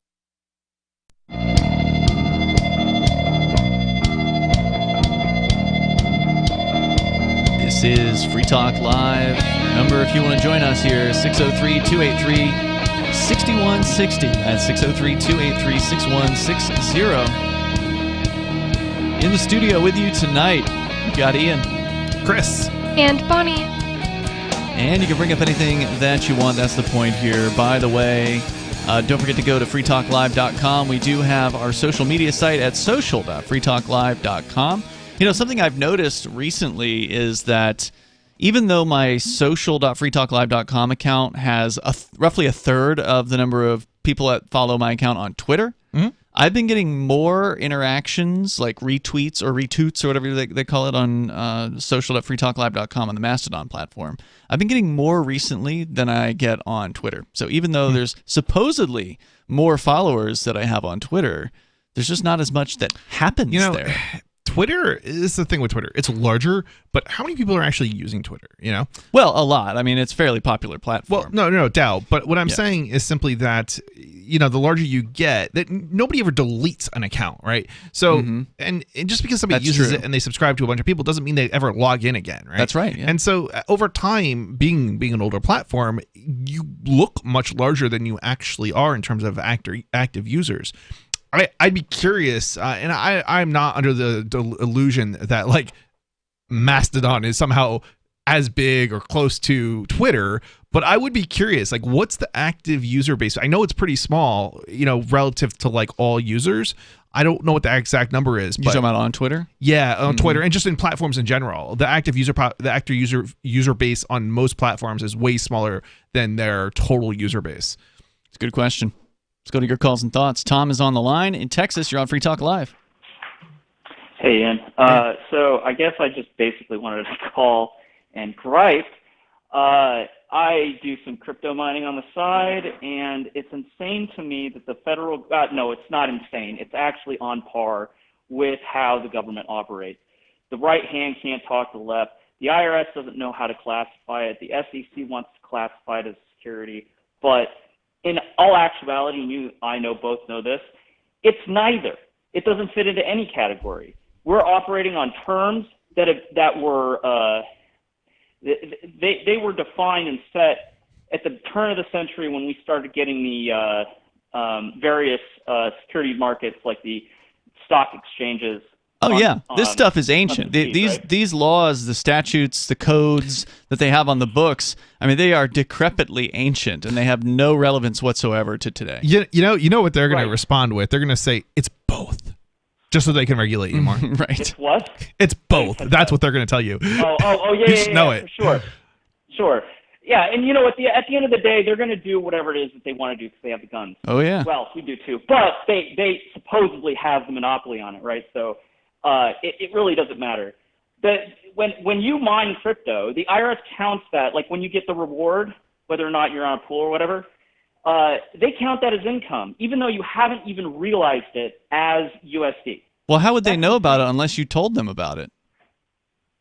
Well, no, mum's the word, Ian. Right? I mean, if you're mining cryptocurrency, there's really no way for them to know about that. That's the way, as I understand it, you're basically getting crypto out of nothing because you're exchanging power for it. They can see what IP addresses are doing the mining. I mean, right? So it's not like. But you run a VPN service, so you know how that goes. Yeah, certainly. Don't get me wrong here. I'm not suggesting that you cannot do it anonymously. Yeah. Simply. But even if they can see the fact that you're mining, they don't know how much or what you're mining. They have no idea. Sure, it's only, and I come to terms with this, and it's like, okay, I'll play the game insofar as when I realize any crypto in the form of USD, that is when I pay income tax. And look, nobody wants the feds to show up at your house. I know you know this. So, yeah, it's ugly. Yeah, you report, right, just to keep off their radar, and that's why, right? Well, by definition, when you report, you're actually on their radar. That is by definition what reporting is. No. But when the cash hits your account, if you're audited, you have to account every penny.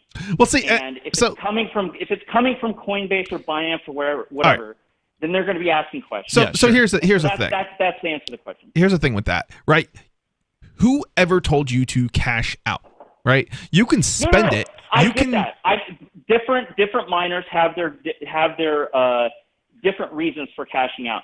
I am completely on board with that Matrix meme. He's like, you mean I can cash this in for money and buy a TV with it? Why would I do that? Neo. When you're ready, you won't have to. Like I am completely on board with that. But there's mechanisms right now that allow you to mine for basically next to nothing based on the government's game. Look, they set interest rates at 0. Use it against them. If you have good credit right now, you can get a credit card for 0% interest for 18 months. Do the math. And what would you do with that? I'm not clear on what you're suggesting. I mean, you could invest it and make money off it, and then pay off your loan before you actually have interest occurred. Any credit card, is that a? No, some specific ones that are advertising that. But what are you saying? You're saying you would buy crypto or buy mining equipment? Both. Okay. I mean, it's risky. What you're advocating is risky, right? Like there are people who everything is risk. I mean, every investment has a risk, though. I mean, it's. But I don't want to get into technical details. I'm just saying that you can get into the crypto using low interest mechanisms right now. The problem with that is you have to cash out your earnings back into USD to pay off the credit that you've established with those. With low interest, right? So you're using credit, but you have to pay that back. I mean, you may not. You may not. I mean, it depends on how much. I mean, so most of us have jobs that pay us already. That they're already, that's getting reported. So you could use that cash to pay off. I'm just autistically answering a very specific question: why you would want to pay back or report your earnings on that? Gotcha. And the fact is that if those earnings are reported, the IRS count, and they'll look into it. If you get into an audit, and this is the scare tactic they use, that if you don't report everything, then it starts a seed, and they start going down the rabbit trails, and then eventually they'll discover that your income is from Coinbase or whatever, and then they start asking more questions, and then eventually it just explodes, and you don't want that. So it's better to be forthright in the beginning. So anyways, as far as library is considered a security, the security definition back in the day is that you hold a share in a company, right? Mm-hmm. Right, and the value of that would go up or down based on the company. I signed up with Library like years ago when they first started. I probably might have some coinage, but I'm not sure. But is it proportionally based to the values of the company? No, in no way, shape, or form. No, right? So, again... So it's clearly not a security based on that definition, and that's what they're going to have to now spend thousands of dollars to argue. And Tom, thank you for the call tonight. Thousands? I think you're underestimating that number. I'm sorry, they already spent $1 million. I was going to say, I think they already spent $1 million at least. Yeah, wait, on attorneys. Library did? Yeah. Oh my goodness. Yeah, just to defend this stuff. Yeah. Wow. That was before they actually had to defend it. Just to have the SEC interviewing them, asking things like, "Why did you update your website?" That's one of the questions they asked? Why did you maintain your website? They did ask something stupid, really stupid. No, why do you have a website, they asked. They asked why do you have a website. Thanks, Tom, for the call tonight. I appreciate it. The number here, 603-283-6160. This is Free Talk Live. And now, time for something totally different. Intercoin is a project that's working to make crypto mainstream.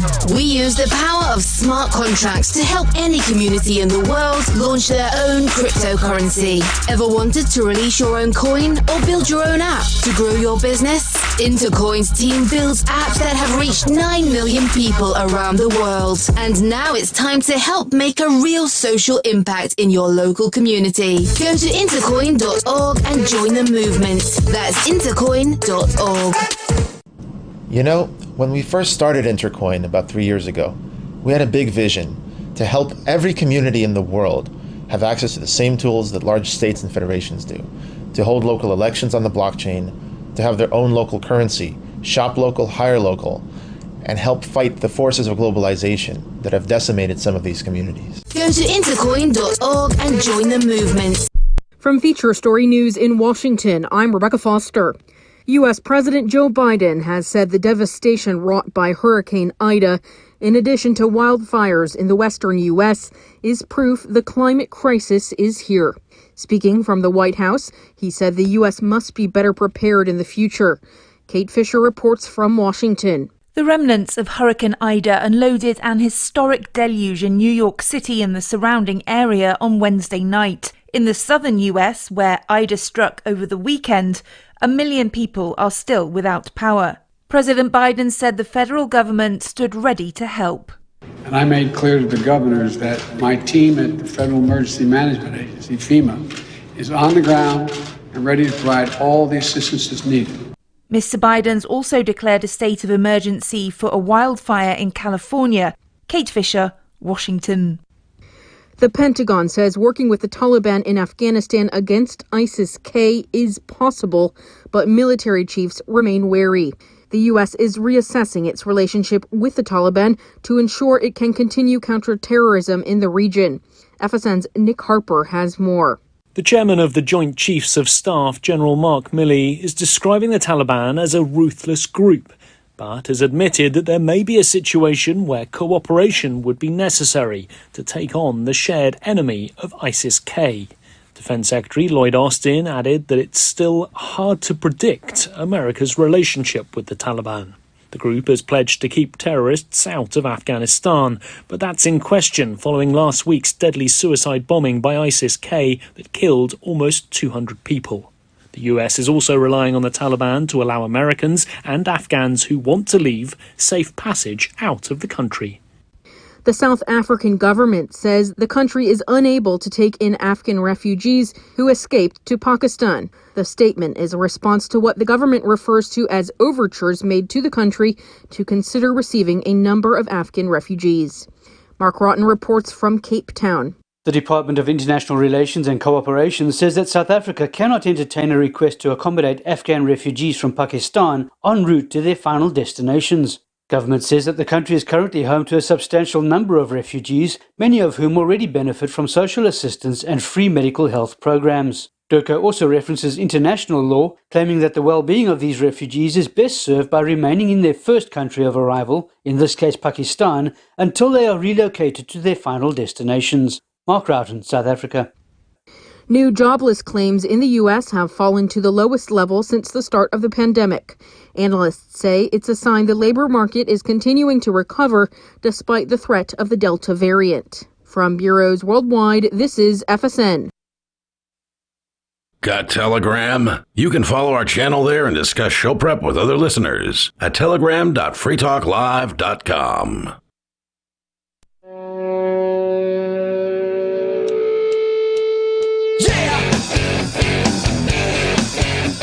This is Free Talk Live. The number, if you want to join us, 603-283-6160. That's 603-283-6160. And it is super easy to get on the air with us here, although some people in the chat rooms out there, they don't understand how radio works, and they want to have their hands held. They want a host to acknowledge everything that they're saying in the chat room. And look, we're doing a radio show. You know, you can call in. We've got open phones here, and I mean wide open. There is literally no one on the line. And you're not supposed to say that in talk radio. You're not supposed to admit when there's nobody on the lines. But we break a lot of the rules of talk radio here. You're a bad boy. On Free Talk Live. He really is, isn't he? And, we got open phones. If you want to comment, you can. Otherwise, we talk about stuff that we think you'll find interesting. But the number is 603-283-6160. It's Ian, Chris, and Bonnie in the studio here tonight. We're talking about the SEC, the Securities and Exchange Commission, saying their chairperson, this guy that is in charge of this federal gang that is going after peaceful people like the folks behind Ripple. They were the ones that got targeted first. I think that was early last year. GovCoin? They targeted their own cryptocurrency? Yeah, Ripple did everything they could to be as regulatory friendly as they possibly could, and they got targeted anyway. Yeah, but if you just report, then you're out of their radar. If you just work with the government, Ian, they won't target you. If you just call the police and let them know what happened, you'll be fine. Yeah, I just don't believe that you can trust these people. Blow your window in with Bearcats and all sorts of other weaponry. They just want your money, and they want your obedience, and they will go after you. Now, a library, on the other hand, they actually, as I understand it, asked the SEC, what do we need to do? And they never got a good answer from them. They're not going to tell them how to operate legally. You can't do that. Right. They're literally in competition with cryptocurrency. It undermines everything that the government is doing or tries to be. The chairperson said in an interview here, cited on news.bitcoin.com, that the cryptocurrency field is, quote, not going to reach any of its potential if it tries to stay outside of our laws, unquote. Well, first of all, you don't get to decide what happens with cryptocurrency, Mr. SEC Chairman. Some of the crypto people, like the Ripple people, they want to be at your beck and call. They want to do what you want them to do. They will jump through every hoop that you put up for them to jump through, and they'll ask how high, and they'll do everything you say, and you'll get that control over those people. But people like Monero, people like Pirate Coin, for instance, these privacy coins that are out there, and there's other ones, they are not, most of them, going to obey your little SEC rules. They're not interested in bowing down and kissing the ring of your government, the European Union, or China, or whoever. They understand the power of cryptocurrency is to avoid all of that. The thing about cryptocurrency that I don't understand how the government has anything to do with it is it should be like jurisdictionless. It doesn't make any sense. Why does the U.S. government think that they can control something that happens on the internet? Because they don't know what they're talking about. That's nationless. This is like, you have to agree. And I keep pointing this out about like every time they pass a law relating to the internet. It's like, but you understand that your jurisdiction is limited. Even though, yes, I understand that you control Europe and you control Asia and you control a lot of countries, but you don't control every country. And so no matter what law you pass and you go after people over it, and no matter how many people that you extradite from other countries to the United States to face justice in quotes, but you will never succeed because you do not have authority and control over every country. And this is what it looks like, and this is what it sounds like when the United States federal government is losing control. This is what they do. They lash out with violence, Like they came in with us and they broke our windows and they flew a drone in here and they unplugged boxes from the studio racks. 19 warrants they had. And they stole all kinds of money and they stole Bitcoin vending machines and they put 6 people in more than 6 in handcuffs. Bonnie, you were handcuffed even though you weren't being arrested. They just wanted to make sure you weren't going to attack them. Detained. Well, they said I asked if I was being detained. They said you're being restrained until we can make sure there's nothing inside the house that's going to hurt us. Yeah. So I can leave as long as I keep the handcuffs on?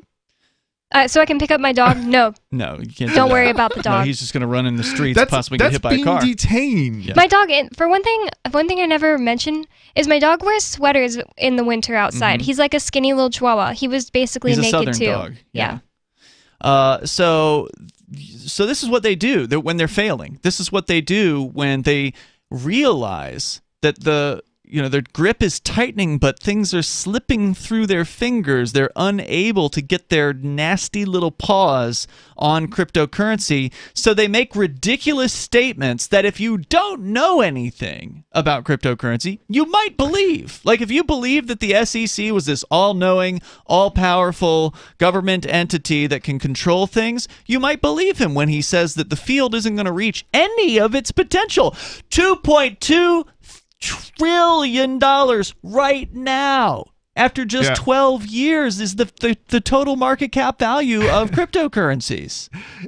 What's funny is there was a story, and I don't know that you talk about any of this, Ian, but there was a story a couple weeks ago that who was it that put that one out? Not the Verge one came first, and the New York Times or New York Magazine put out about the Crypto 6, and the title of the story was "The End of Crypto Mecca," and they were talking about Keene, New Hampshire. Yeah. The fall or the sacking or something. And like that. the sacking, I think it was something like the sacking of anyway. But that was The Verge. That was The Verge. Oh, Great it was The Verge story. one? I really Okay. enjoyed that one. Anyway, doesn't really matter. Point is that the hilarious part of this is it's like, okay, wait a minute. You weren't okay. If they came and sacked it, they didn't do a very good job. And it's like we're laughing about it, just how poorly of a job or how much of a failure their attack has been. They spent 5 years planning it. Right. And God knows how many millions of dollars or hundreds of thousands of dollars. And they got almost nothing from it. And if you look at they got like 101 Bitcoins. But I mean, in the scheme of things, like the government, right? Yeah. They got basically nothing for it. They didn't go after, this wasn't like a $200 million bust of some small time drug dealer, right? I mean, they got a little bit of money, but it's nothing in the scheme of it. And if you look at like what their real objectives were, it wasn't about the money. It was about the the growth of it, trying to target the growth and also particularly for political reasons, I believe anyway. But the point is that like, there's more people accepting cryptocurrencies in Keene today. There's more places, buying and selling going on today. New vending machines were installed. We just were talking about this during one of the breaks over the last few months. And this is why it's such a laugh to see, the government spent 5 years to take out Keene, New Hampshire, and just totally failed when it comes to cryptocurrency. And the reason they think they succeeded is because they think that everybody operates like them. So they think they took out the head of the crypto mecca. Yeah, they think everything's a pyramid. The power is it's decentralized. I'm in control of everybody or something. It's in the Crypto 6. Those people didn't control crypto in Keene. They were just a few individuals who may have been involved in crypto stuff, right? But there's a ton of other people here buying, selling, unlicensed. Well, there's not a ton yet, but it would be great to have a ton. I mean, we've got a few dozen. I mean, you come out to. Well, I don't want to tell you how and where to find it. But the point is, it's there. It's happening. Nothing has stopped. They didn't shut down. It's growing. The movement is growing. There wasn't a single crypto meetup that stopped occurring. If anything, like the day after the raid, there was a crypto meetup, and the meetup went on as normal. Yeah. If anything, the movement is growing because of this sort of, the raid brings attention, even if some of us end up going to jail, which hopefully that won't happen. I think that, things are looking pretty optimistic. I think generally, I still haven't even seen the evidence in the case yet, but apparently nobody was telling you, Bonnie, that he's feeling optimistic about it. Everybody's in great spirits. So yeah. But even if they were to get, somebody thrown behind bars, it's like, okay, well, that's just going to spread the word even further, and more people are going to migrate here because they realize this is where the doers are. We're seeds. They really don't understand both the nature of Bitcoin being decentralized or of the migration movement in general. And they're actually attracting publicity, which is getting us more people, and things are growing. And they're literally doing the thing that's going to hurt them the most. I find it hilarious. 603-283-6160, and we're just weeks away from the filing, likely, of an independence bill to have New Hampshire leave the United States, which is going to be a first. I'm excited about that. More coming up. On Free Talk Live, we're bringing people to the ideas of liberty every day. From wrestling superstars like Glenn Jacobs. You guys really are having an impact, I believe. Like I said, a lot of where I am now is due to listening to Free Talk Live. You changed my mind on some very important issues years ago. To random people tuning in on the radio. I was kind of stuck in the left-right paradigm. I heard your show by chance on a Saturday night. From there, I went on, joined the Free State Project, and become an amplifier. So, I mean, that's really the reason why I amp is because I know that if it wasn't for you guys being on as many stations as you are, I never would have found the ideas of liberty. Your amp will directly change more lives by getting Free Talk Live in front of people looking for talk radio online and on the air. When you amp Free Talk Live, you get perks like access to the AMP-only Facebook group and AMP podcast. Visit amp.freetalklive.com. I'm crazy about My Magic Mud. This is the most important oral care product created this millennium, and I'm not kidding. We all have different opinions on politics and issues, but we all have mouths. And I want yours to be as clean as possible, with teeth as bright as they were meant to be. I will never be without My Magic Mud. It's a little surprising, but man, does it work. If you only listen to one thing I say ever, go to mymagicmud.com and get 20% off with code FTL. mymagicmud.com, code FTL. Tired of cancel culture? Sick of mega tech corporations holding an axe over your head? Join the LRN.FM Matrix chat server. It's self-hosted, so no one else can tell us what to do or say. Don't like the existing channels? You can make your own. You can even connect into some of our channels from other Matrix servers. It's federated. For the full LRN.FM Matrix experience, though, you should join our server via the step-by-step instructions at chat.lrn.fm. Chat.lrn.fm. The Free State Project has reached its goal of 20,000 liberty lovers who've pledged to move to New Hampshire and get active to achieve liberty in our lifetime. Perhaps you're trying to figure out what part of New Hampshire should be your destination. If so, consider Keene. You'll find more than 150 reasons to move to Keene at move.freekeene.com. Keene is famous for its historic, publicity-generating activism, as well as being the liberty media capital of the world. It's home to freekeene.com, New Hampshire's destination for liberty activism, news, and opinion. For years, we've been compiling over 150 reasons to move to Keene at move.freekeene.com, where you'll learn about some of what's happening here and what makes Keene a great place to live. If you love liberty, you'll probably enjoy anywhere you end up in the Shire. But do your due diligence first. Please visit move.freekeene.com for the full list of over 150 reasons to move to Keene. That's move.freekeene.com.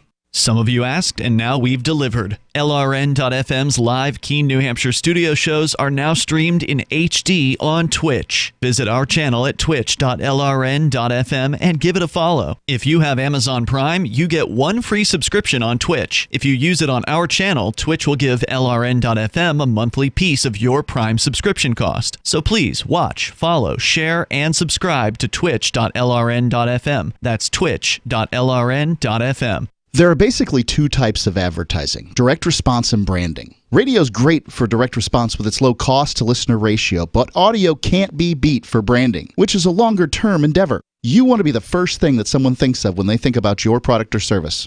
If you have a local business that you want kept top of mind in your community, call the station. If you need national reach, Free Talk Live's got around 200 radio stations, millions of monthly listening sessions, can suit all budgets, and if we don't think we're right for you, we'll tell you. Email me, mark@freetalklive.com. Do you appreciate what we do? Help us advertise, market, and promote for just $5 a month at amp.freetalklive.com.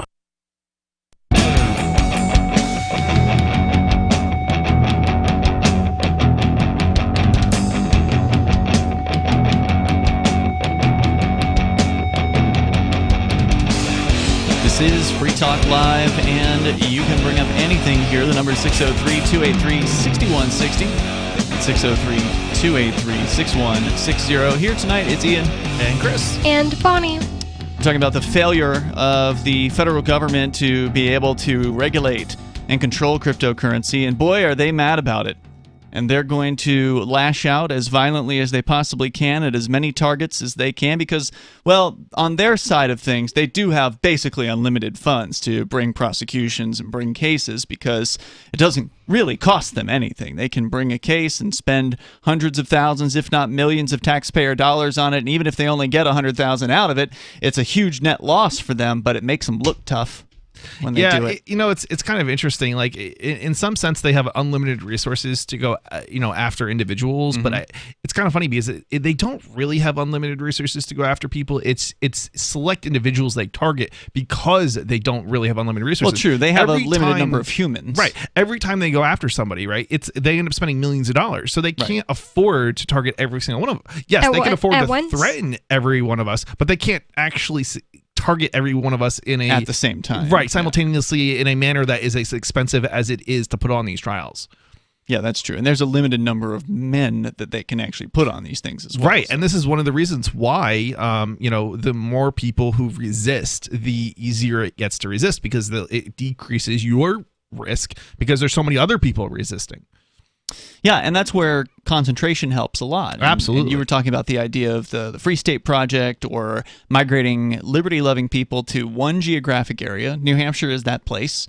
I know people love to talk about Texas and Florida. I'm sorry. Yeah, I wanted to cover this about people acting like that Texas is the new free state.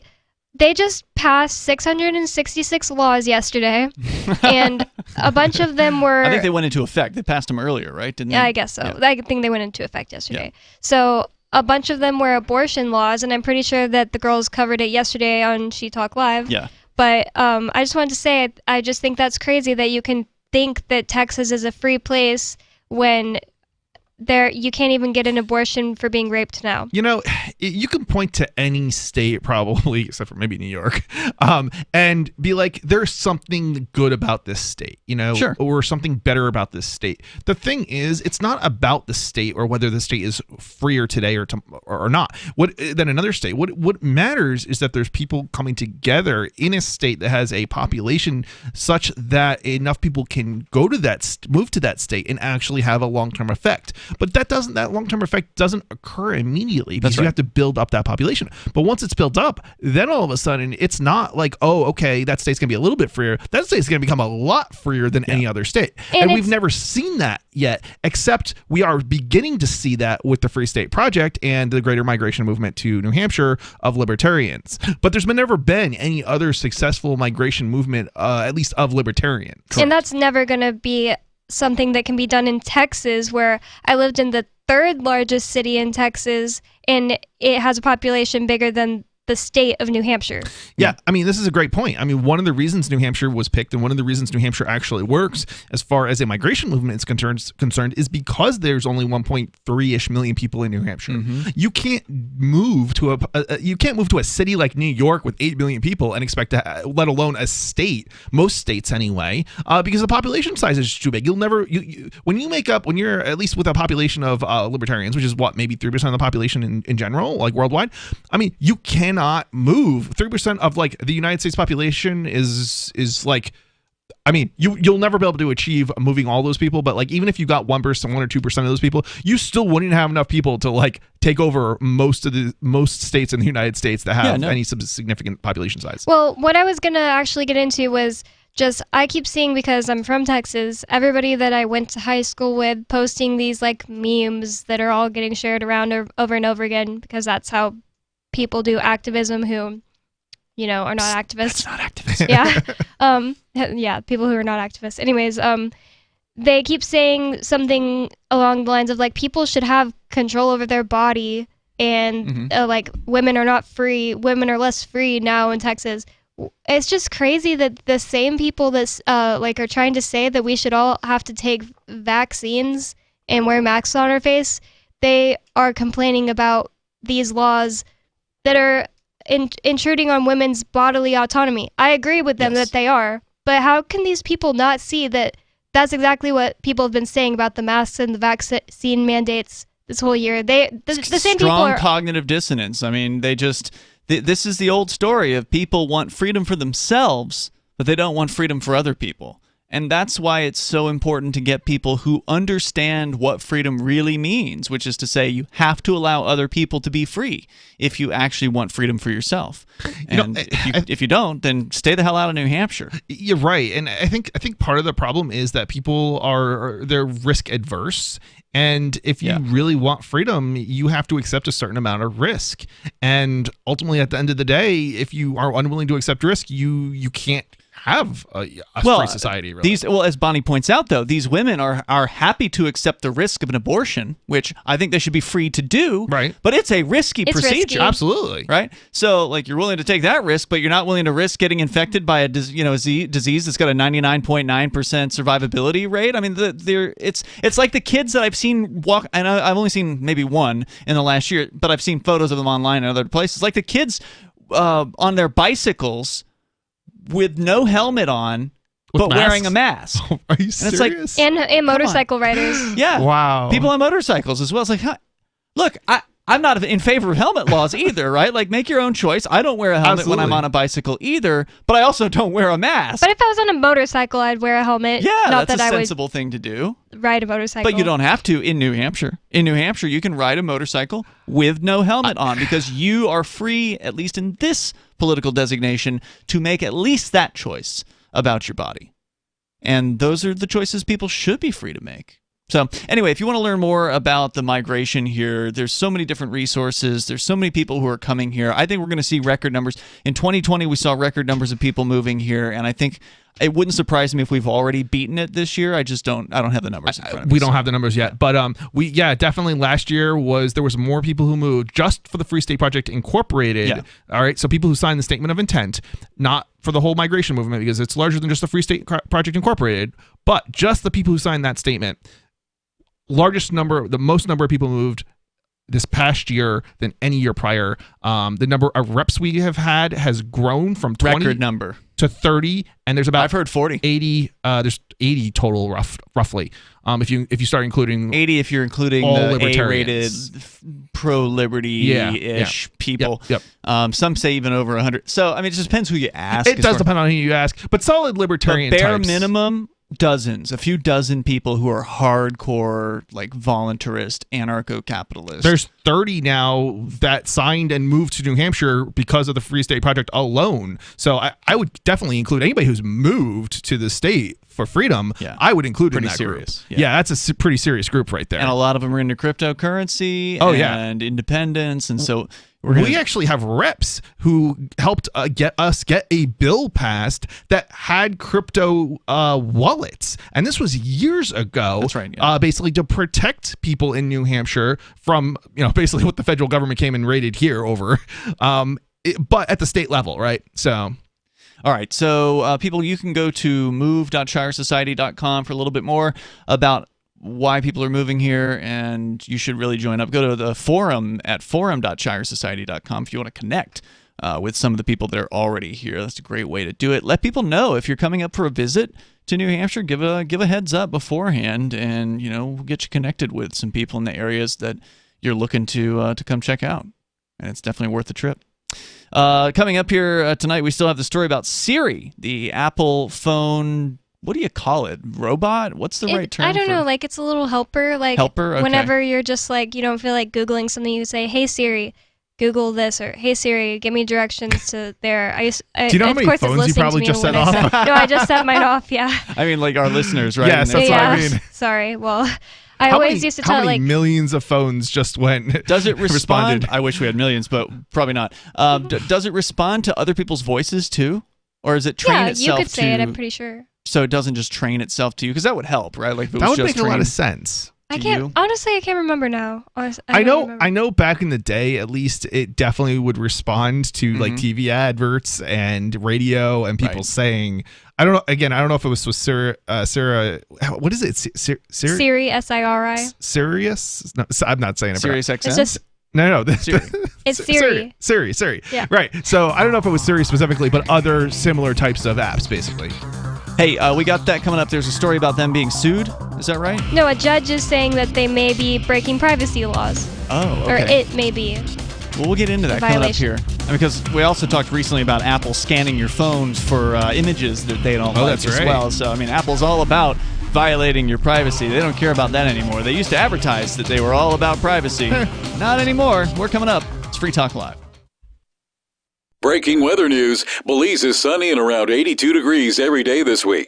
What's the forecast for your life? If current politics and economic prospects are cramping your freedom, escape to the tropics. ECI Development has affordable second homes for you to own or rent in Belize and other tropical countries. Places with stable governments and growing economies.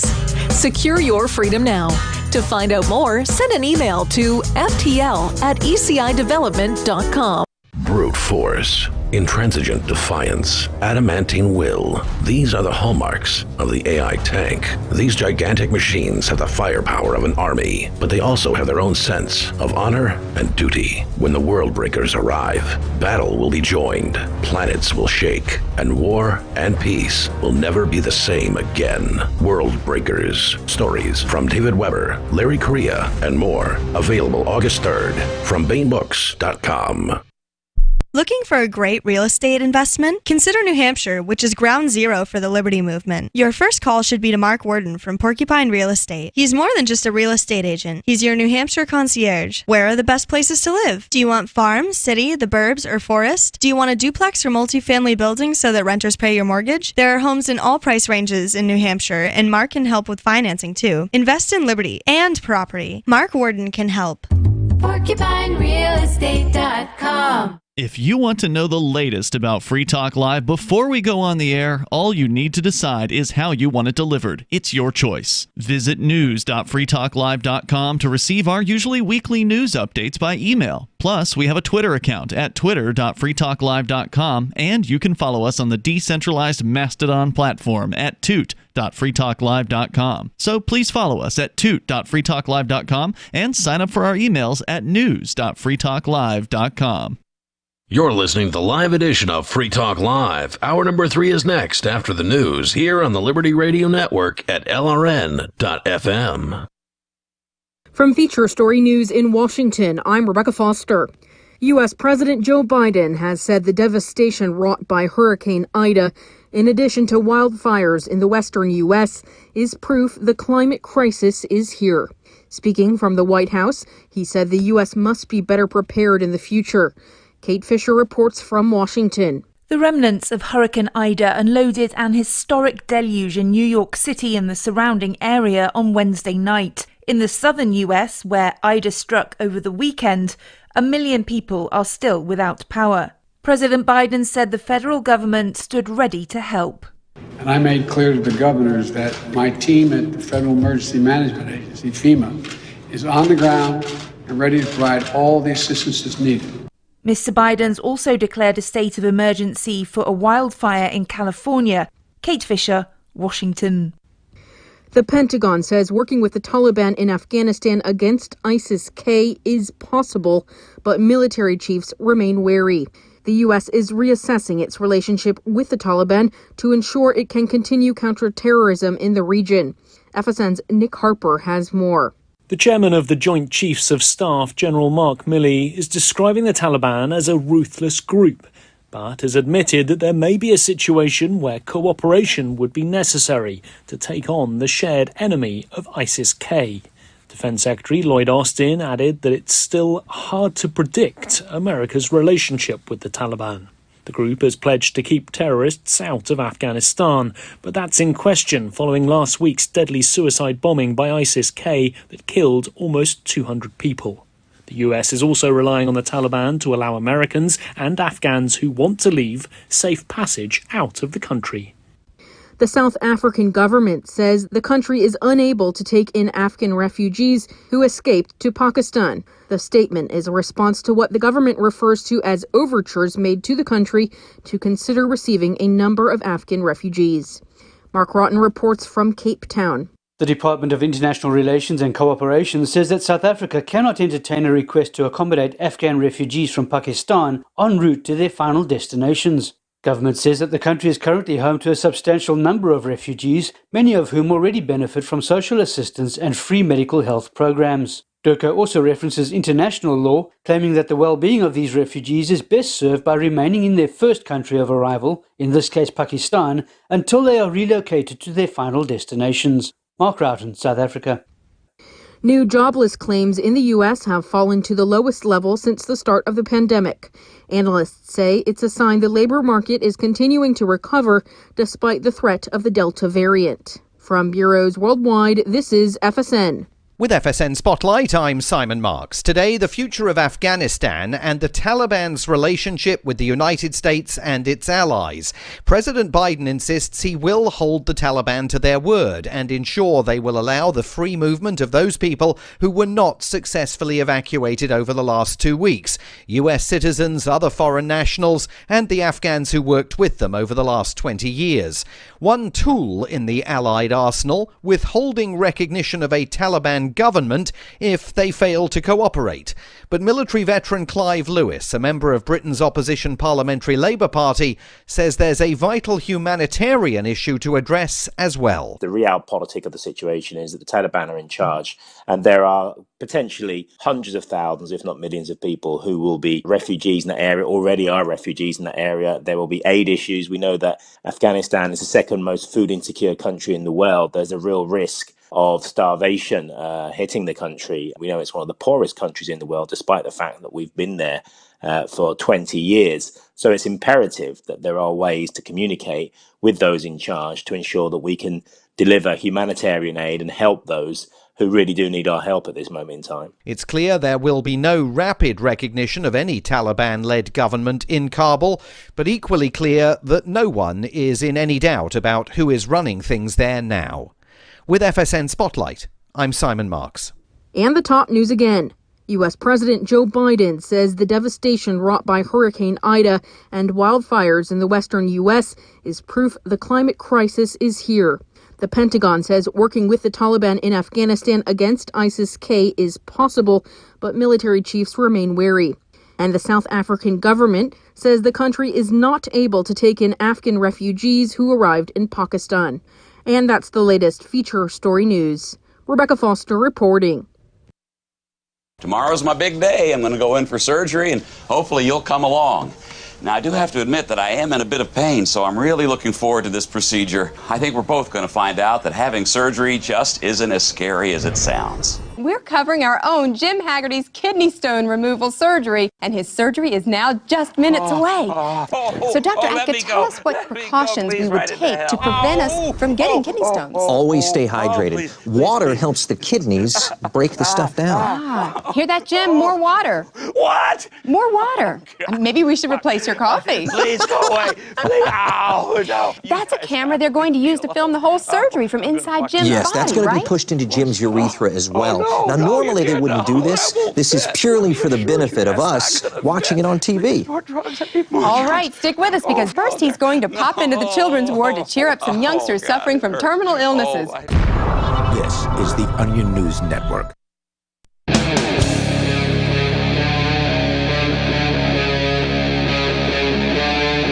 Free Talk Live.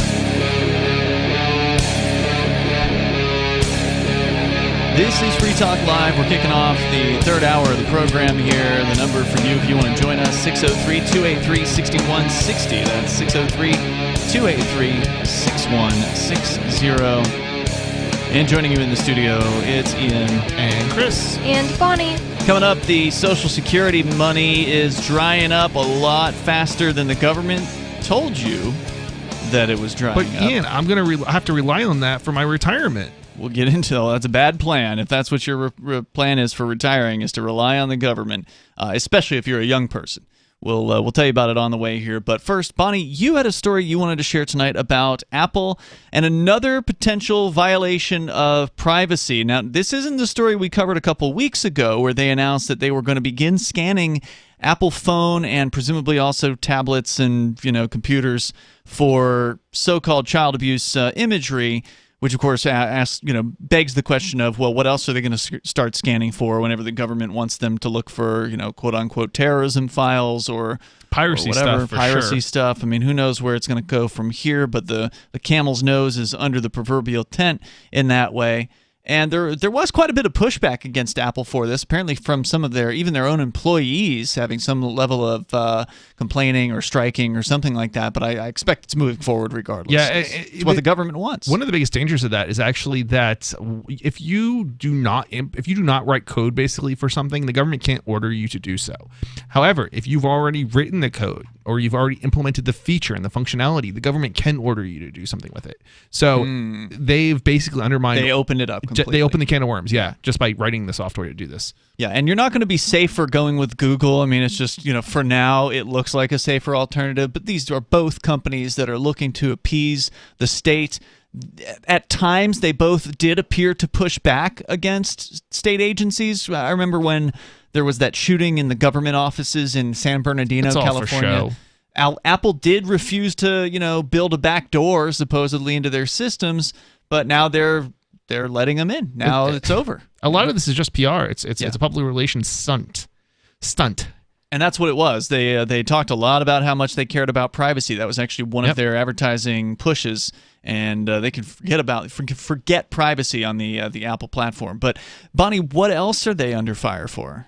Well, a judge is allowing a lawsuit against Apple Inc., I guess they call themselves, to proceed with the claim that Siri voice assistant violates users' privacy, but he dismissed part of the complaint under California's unfair competition laws. This from Bloomberg Technology. It says U.S. District Judge Jeffrey White in Oakland on Thursday ruled that the plaintiffs had adequately alleged that their privacy was violated by accidental activations when the user neither intends nor expects Siri to be listening and recording voice conversations. Now, this has happened to me. I've been walking with my phone in my hand, and I've said something that rhymes with "Hey Siri," but it wasn't that. See, I just set it off. That's kind of crazy because it's always listening. That's the whole point. That's how it has to do it in order to hear you. It has to always Fundamentally- be listening, yeah, but it doesn't have to be Fundamentally, it has to be recording. listening.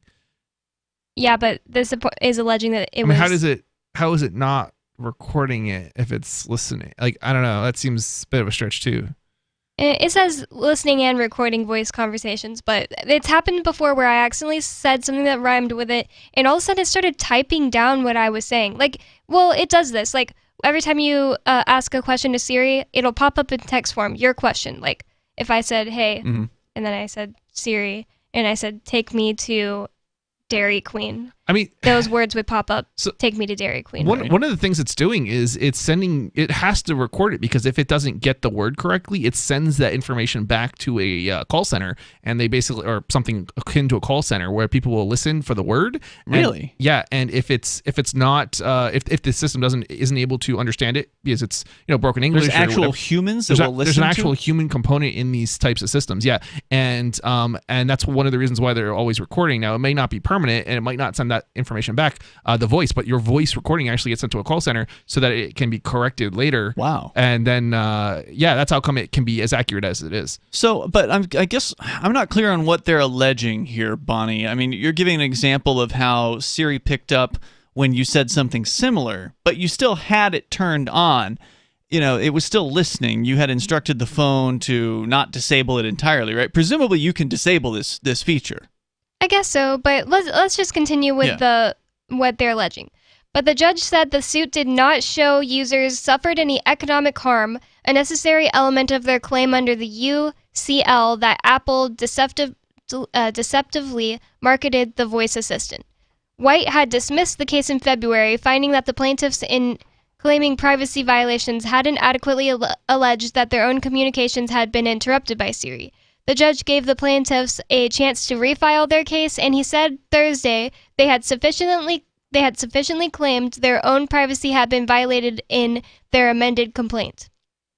White tossed the UCL claim because he said plaintiffs had not shown that they had purchased Apple products specifically based on representations that their privacy would be protected. Well, who would do that? I mean, some people would, because that's what they advertised. Didn't they advertise for at least a year or a couple years they're the privacy king or something like that, and they added all these privacy features. Mm-hmm. I mean, this has been. I'm not an Apple person. Like, I'm not a big fan of Apple, but like, if I couldn't avoid hearing it constantly nonstop, how on earth can you say that they're not? That's not a sales. Argument. That's not how they're selling it. That is how they're selling it. They have like radio and TV ads about how it's like the most privacy friendly solution. I mean, it may not be true, but they're still doing it. They're still running those ads. There's images on, you can search for Apple privacy ads, and within the last 2 years, there are images of full-on sides of buildings that say, what happens on your iPhone stays on your iPhone. I mean, what is that supposed to mean if not privacy? Privacy, period, that's iPhone is another one of Privacy is king is another one of their taglines. Interesting. I never even heard any of that. Well, you already have one, so they're not marketing to you. I'm addicted. You're a buyer. Anyways, it says consumers have brought similar complaints over Amazon.com's Alexa and Google Assistant. Mm-hmm. The common complaint is that the devices are listening even when the users didn't push a button or use a preset voice command to engage them, resulting in all manner of utterances and even intimate moments being captured in company databases. So I guess they are actually arguing something different than what I was explaining earlier. It's not accidentally setting off Siri. It's just they're actually complaining that it's always listening. Well, that's my question is, how can they complain about a feature that presumably you can turn off? I don't know if you can turn it off. I know you can turn it off on Google, at least supposedly, right? Like, you never really know. That's the thing with these phones is, there might be a setting where you can flip some little toggle and it says, okay, well, you've just turned this feature off. But you don't really know if you've turned it off. Yeah. I mean, what's to stop them from secretly recording you anyway? You would need access to the source code, which none of these systems provide. Yeah. Not Apple or Google anyway. I mean, you could always take your Google phone and root it and put on like a Lineage OS or whatever the current. Yep. Is it still Lineage? Is that the top Lineage one right OS, Graphene OS. There's others, but I tend to recommend sticking with one of the major ones just because. But those are at least open source. Right. Right. One of the risks that you face with going with some like fork of a fork of a fork, especially when it's by some company, it ends up being the government's behind it. And I don't know if people remember the story. I think we covered it on Free Talk Live. This was a few weeks back. Right? Yeah, but basically the government was selling phones that basically were with custom OS and they were supposed to be more private than others, and they weren't doing any of the things they were advertising, and then they were like sending the information back to the government. Wow. So it was doing the exact opposite. So that's why I say stick to the the main privacy friendly forks. Yeah, and even that, you still, not be careful. But the difference between that and something that you don't actually have source code to, that's a fork of a fork of a fork, and they're just claiming privacy, is that at least the main ones, there's actually people looking at the source code and they can build it themselves on it. Yeah, right. Whereas something like an iPhone, nobody can see the source code except for people who work for Apple. Same thing with Google, except at least for the proprietary components within Android, only Google developers can see that. But you said this lawsuit is being allowed to proceed in this case? Now, of course, that doesn't mean that they will be successful. That just means they got past the first step. Being allowed to be heard. Yeah, exactly. 603-283-6160 if you want to weigh in here on the loss of privacy, if there ever was any, with the Apple iPhone product. And you can join us, take control of the airwaves here on Free Talk Live. Are you tired of governments murdering people around the world? Stop using their money. There is an alternative. Bitcoin is a stateless, free market, non-political currency. Bitcoin cannot be inflated or controlled by any government. By using their money, you are helping the state. Stop doing it.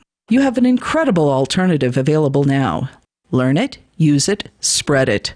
Get started with Bitcoin at bitcoin.com. That's bitcoin.com. Do you feel like your nation, state, or community no longer holds your values? Have you dreamt of a place where people agree that liberty is important and are free to pursue their projects so long as they respect the property of others? There are many people just like you that are discovering freeprivatecities.com. Their social media links are at the upper right of the page at freeprivatecities.com. All skill levels will be needed when the first of the Free Private Cities opens. It's sooner than you think. Stop arguing and build. freeprivatecities.com. Breaking weather news. Belize is sunny and around 82 degrees every day this week. What's the forecast for your life? If current politics and economic prospects are cramping your freedom, escape to the tropics. ECI Development has affordable second homes for you to own or rent in Belize and other tropical countries. Places with stable governments and growing economies. Secure your freedom now. To find out more, send an email to ftl@ecidevelopment.com. When Monster Hunter International discovers one of Isaac Newton's wardstones being auctioned off, they decide to steal it and use it to destroy the Chaos God once and for all. But a mysterious thief upends their plan, and it soon becomes a race against time as something much older and infinitely more evil awakens in the jungles of South America. Monster Hunter Bloodlines by New York Times bestselling author Larry Correia and Baen Books. Visit monsterhunternation.com for more. This is Michael Dean from the Freedom Fiends. I've run websites since 1996 and have used over a dozen web hosts in that time. AgristHosting.com is the only one that hasn't broken my heart. Agrist Hosting's uptime and service is stellar, and their DDoS mitigation is the best I've seen. That's important because if you tell the truth in this world, you'll ruffle feathers. And some people will try dirty tricks to silence your voice. No matter what the haters hit us with, Agrist Hosting keeps our websites online. If you have a mission-critical commercial presence or a world-changing activism site, you cannot tolerate any skullduggery. So go with agristhosting.com. Have a WordPress or blog site, but you're not satisfied with performance or uptime? Or just want raw hosting? Want to pay with Bitcoin? Agrist Hosting specializes in high-performance hosting with personalized service. Go to agristhosting.com and click on the button that says Get Hosted. That's agristhosting.com. The LRN.FM social media channels have been revamped. We've eliminated Facebook and focused on other platforms like Twitter and Mastodon, the decentralized alternative to Twitter. On our accounts, you'll find posts from multiple LRN.FM show hosts together in one place. Follow us on Twitter at twitter.lrn.fm, or better yet, move to the decentralized Mastodon social media platform at toot.lrn.fm, toot.lrn.fm. I think you'll like it. So you've signed the Shire Society Declaration and are planning your move to New Hampshire to be around more liberty-oriented people. Next, sign up for the Shire Society Forum at forum.shiresociety.com. There are a bunch of people there who are already in the Shire, and they want to meet you. If you're already in the Shire physically, you should also come by the forums. Remember, not everyone uses Facebook. New people are signing up for the Shire Society Forum every month, so drop in and say hello at forum.shiresociety.com. Our Matrix server is about as free as internet chat can be. Join the existing rooms or create your own at chat.freetalklive.com.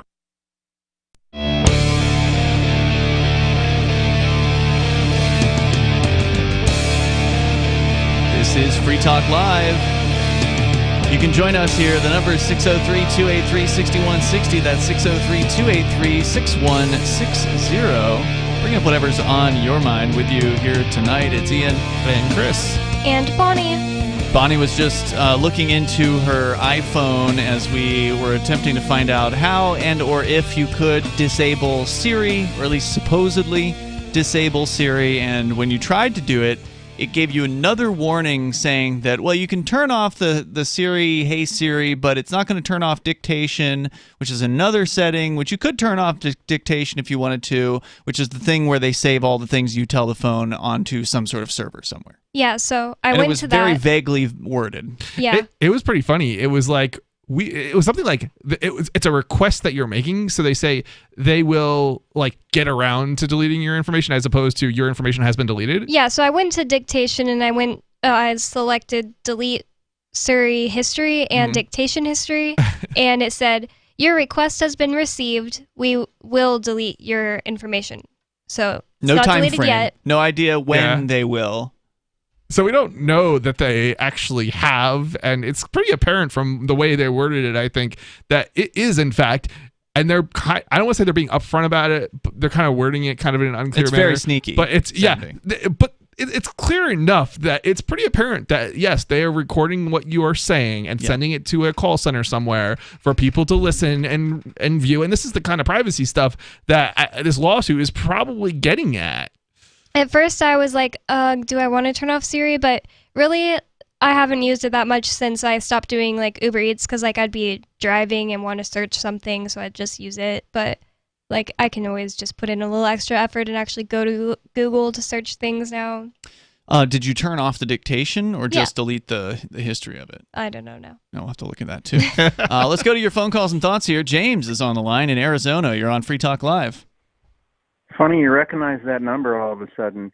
Hey, Bonnie, I'd like to ask you a serious question because 10 years ago, almost to the day, when you were about 4 years old, I presume, a bartender friend of mine begged me to come out to the bar and said I get free drinks. There'd be a lot of hot young chicks there.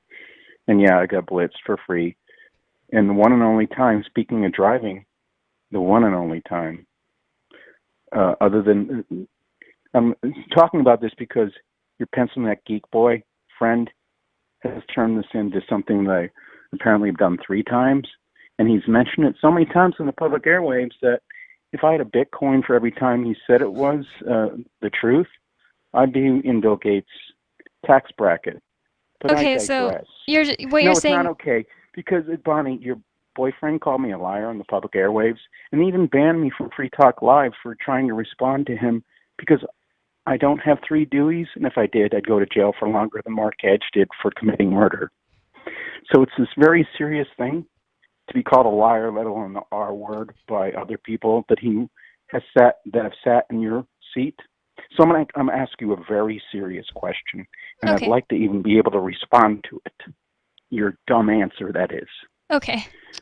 If I were to come to New Hampshire, and Ian Bernard has not sufficiently apologized, repented, and atoned for all the serious things that he said about me and his loser fellow con man, who's probably in Honduras right now, the Bitcoin millionaire that's called all sorts of authorities on me, who in less than 30 seconds I've Is this a question? Mark, no, I'm responding to things you said about me, Minister Freeman. Dude, you're talking about something that's been happening for you for a decade Wait, now. I want to know the question. He hasn't gotten to it yet. Will he Let me ever? get straight to it. Bonnie, your boyfriend right there has called me a liar. Let people call me a racist on the public airwaves. If I come to New Hampshire, which I will if he doesn't repent, atone, and pay me, I'm going to play basketball with his head. And I should like to know what you think the state, the cops, or 12 people of my peers are going to give an F about. If your boyfriend can no longer touch you affectionately and no longer has faculties of brain cells, because I'm going to hurt him severely. And I actually don't believe anybody across the courtroom is going to care if your boyfriend looks like Larry Flint. Not that you know who he is, but I'm dead serious. I'm going to hurt your boyfriend if he doesn't apologize for calling me a liar and letting other people call me racist. Wow. What would Jesus do, James? Let alone the hundreds You're of such a phone good calls Christian. I got from your fanatics for Mark Edge doxing me instead of saying, Oh my God! You know what? All you had to do was just never call the show back, James. That's all you had to do. Bonnie, you've just been listening to him ramble. I mean, do you have anything that you want to say to him? Hey, Bonnie, what do you think 12 people of my peers are going to give a crap if your boyfriend can't wipe his own sassafras, Bonnie? I don't believe anybody. I don't believe there's 12 people on earth that would care if I came to your town and played basketball with your boyfriend. So he's repeating himself at this point. So you don't have anything to say to him? Because he's asking you specifically. That's why I let him ramble on and on. I don't think he has complete faculties in his mind either. He sounds pretty crazy. I just don't really think he has the ability to get an airplane and come here, else he probably would have already tried. I don't know about that. I mean, but certainly, James, you seem to have some emotional problems, and it may make sense to go see somebody about them, because this, Ian's right. I mean, this has been going on a really long time. Yeah, tuning in to the same radio show that you hate so much for the last decade of your life and upsetting yourself so much when people have apologized to you. I have apologized to you in the past, but you don't accept it. And now you're saying you want to get paid. I've even asked you, what do you want to get paid? And you never answer the question because you just want to hate. You just want to be angry. Isn't that right? I don't like being called a liar, Chris, which you called me as well. I've one. Wouldn't Jesus say you should practice forgiveness, though, James? 10 years ago. Let me respond to your crap.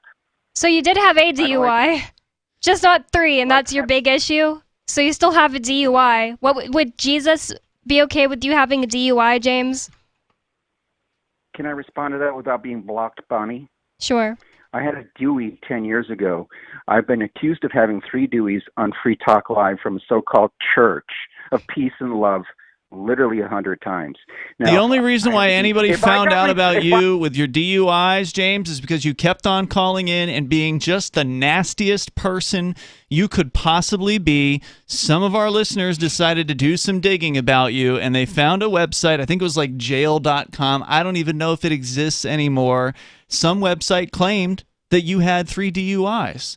So we reported what the website said. You don't like it, take it up with the internet. I don't actually think it makes you like, I don't know. I just wanted to say it. Yeah, it's funny because I like, who cares, right? Like, yeah, I mean, don't care. Even if whether it's 1 DUI or 3 DUIs, there are so many people with DUIs. He wants to kill somebody. It's not worth getting upset over. He wants to commit murder or seriously disfigure somebody. He's threatened Mark Edge's son on the air before. Yeah.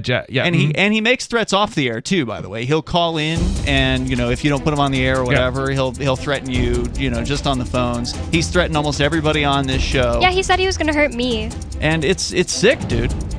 Try practicing forgiveness. He says he's a Christian too throughout all this. Well, what would Jesus do? Would he forgive? Or would he just go out and murder the people that he didn't agree with? Thanks for the call, I think. We're coming up here. This is Free Talk Live.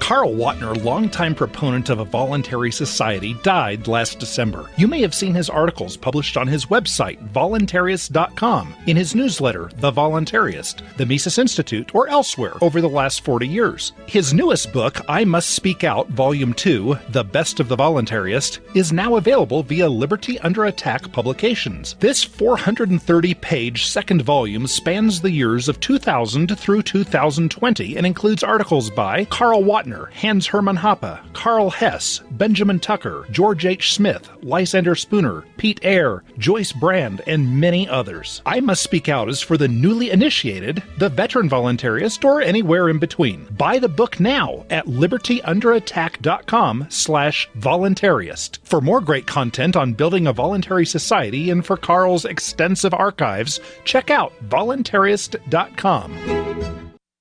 From Feature Story News in San Francisco, I'm Ira Spitzer. More than 40 people have died in the northeast United States as a result of flash flooding and tornadoes caused by the remnants of Hurricane Ida. New Jersey Governor Phil Murphy says his state's official death toll stands at 23. The majority of these deaths were individuals who got caught in their vehicles by flooding and were overtaken by the water. Our thoughts and deepest prayers are with their family members. U.S. President Joe Biden has said that the devastation wrought by Hurricane Ida, in addition to wildfires in the western U.S., is proof that the climate crisis is here. Speaking at the White House, he said the U.S. must be better prepared in the future. Kate Fisher reports from Washington. The remnants of Hurricane Ida unloaded an historic deluge in New York City and the surrounding area on Wednesday night. In the southern U.S., where Ida struck over the weekend, 1 million people are still without power. President Biden said the federal government stood ready to help.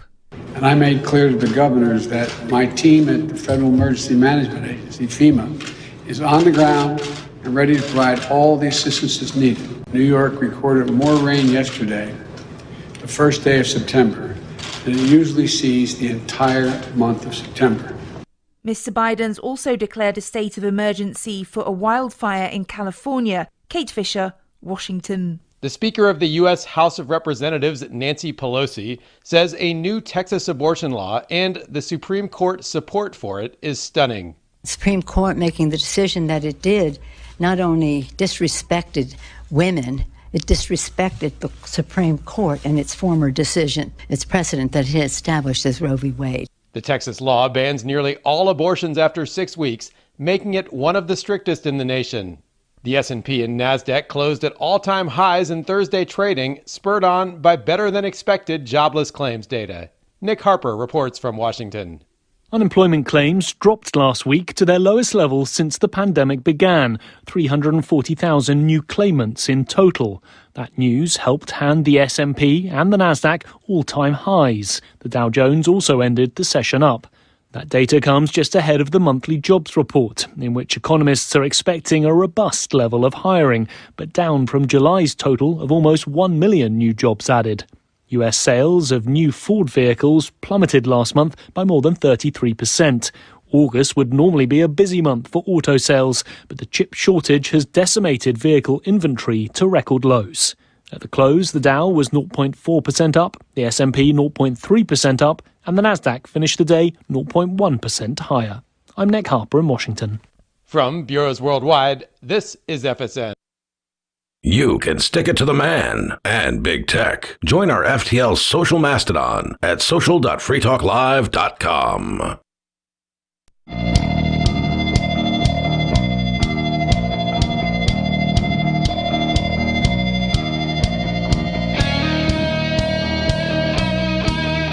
It's Free Talk Live, and you can join us here. The number is 603-283-6160. That's 603-283-6160. Here tonight, you've got Ian. And Chris. And Bonnie. Do want to say thank you to David LV, who is a Free Talk Live Silver Amplifier. David is contributing $5 a month to the AMP program. AMP stands for Advertise, Market, and Promote. It helps us get Free Talk Live on more radio stations around the country, bringing more listeners on board with the ideas of freedom. And you can go and do that over at amp.freetalklive.com. Get some cool perks like David LV. Thanks, David, for doing that. Appreciate it. We're going to continue with your phone calls and thoughts. El Conejo is on the line in Oklahoma. You're on Free Talk Live. El Conejo. Hey, who was that drunk racist liar that was just on the call? Let's move on. What are you calling about tonight? So I've been hearing a lot of liberty-minded folks talking about secession lately. Yeah. Free Talk Live and various podcasts. Tom Woods apparently just covered it again today. I know it wasn't his first time. But I was going to say, it's not just liberty-oriented people talking about it. It's the enemy talking about it. Yeah. Well, even the LP is talking about it. But I wanted to just maybe bring up the concept of framing and how talking about secession might be the wrong way of presenting the idea. Mm-hmm. I would recommend rather, instead of secession, talking about nullification, because it gets to the same end without really conjuring images of confrontation. Like, nullification puts the burden of proof on the aggressors. Like, I'm just not complying. Whereas secession implies positive action or responsibility on a party to actually break free rather than a passive resistance or noncompliance. Where I think, like, the Soviet Union collapsed because basically en masse people were just like, F this, and they just stopped, and it collapsed within 3 days and hardly anyone saw it coming. Yeah, I mean, I see what you're saying, and I think that at least here in New Hampshire, we're approaching it from a perspective of not using the term secession as much as independence, that New Hampshire should declare independence from the United States. Nullification, I'm not against the idea. Generally, that's more, it seems to be more of like a piecemeal thing where you nullify them a little bit over here, you nullify them a little bit over here, like, Yeah, okay. you'd still be part of the union, just not listening to certain things. Right, isn't that your understanding of nullification, El Conejo, is where you're not leaving, per se, the union, you're just saying no on certain issues?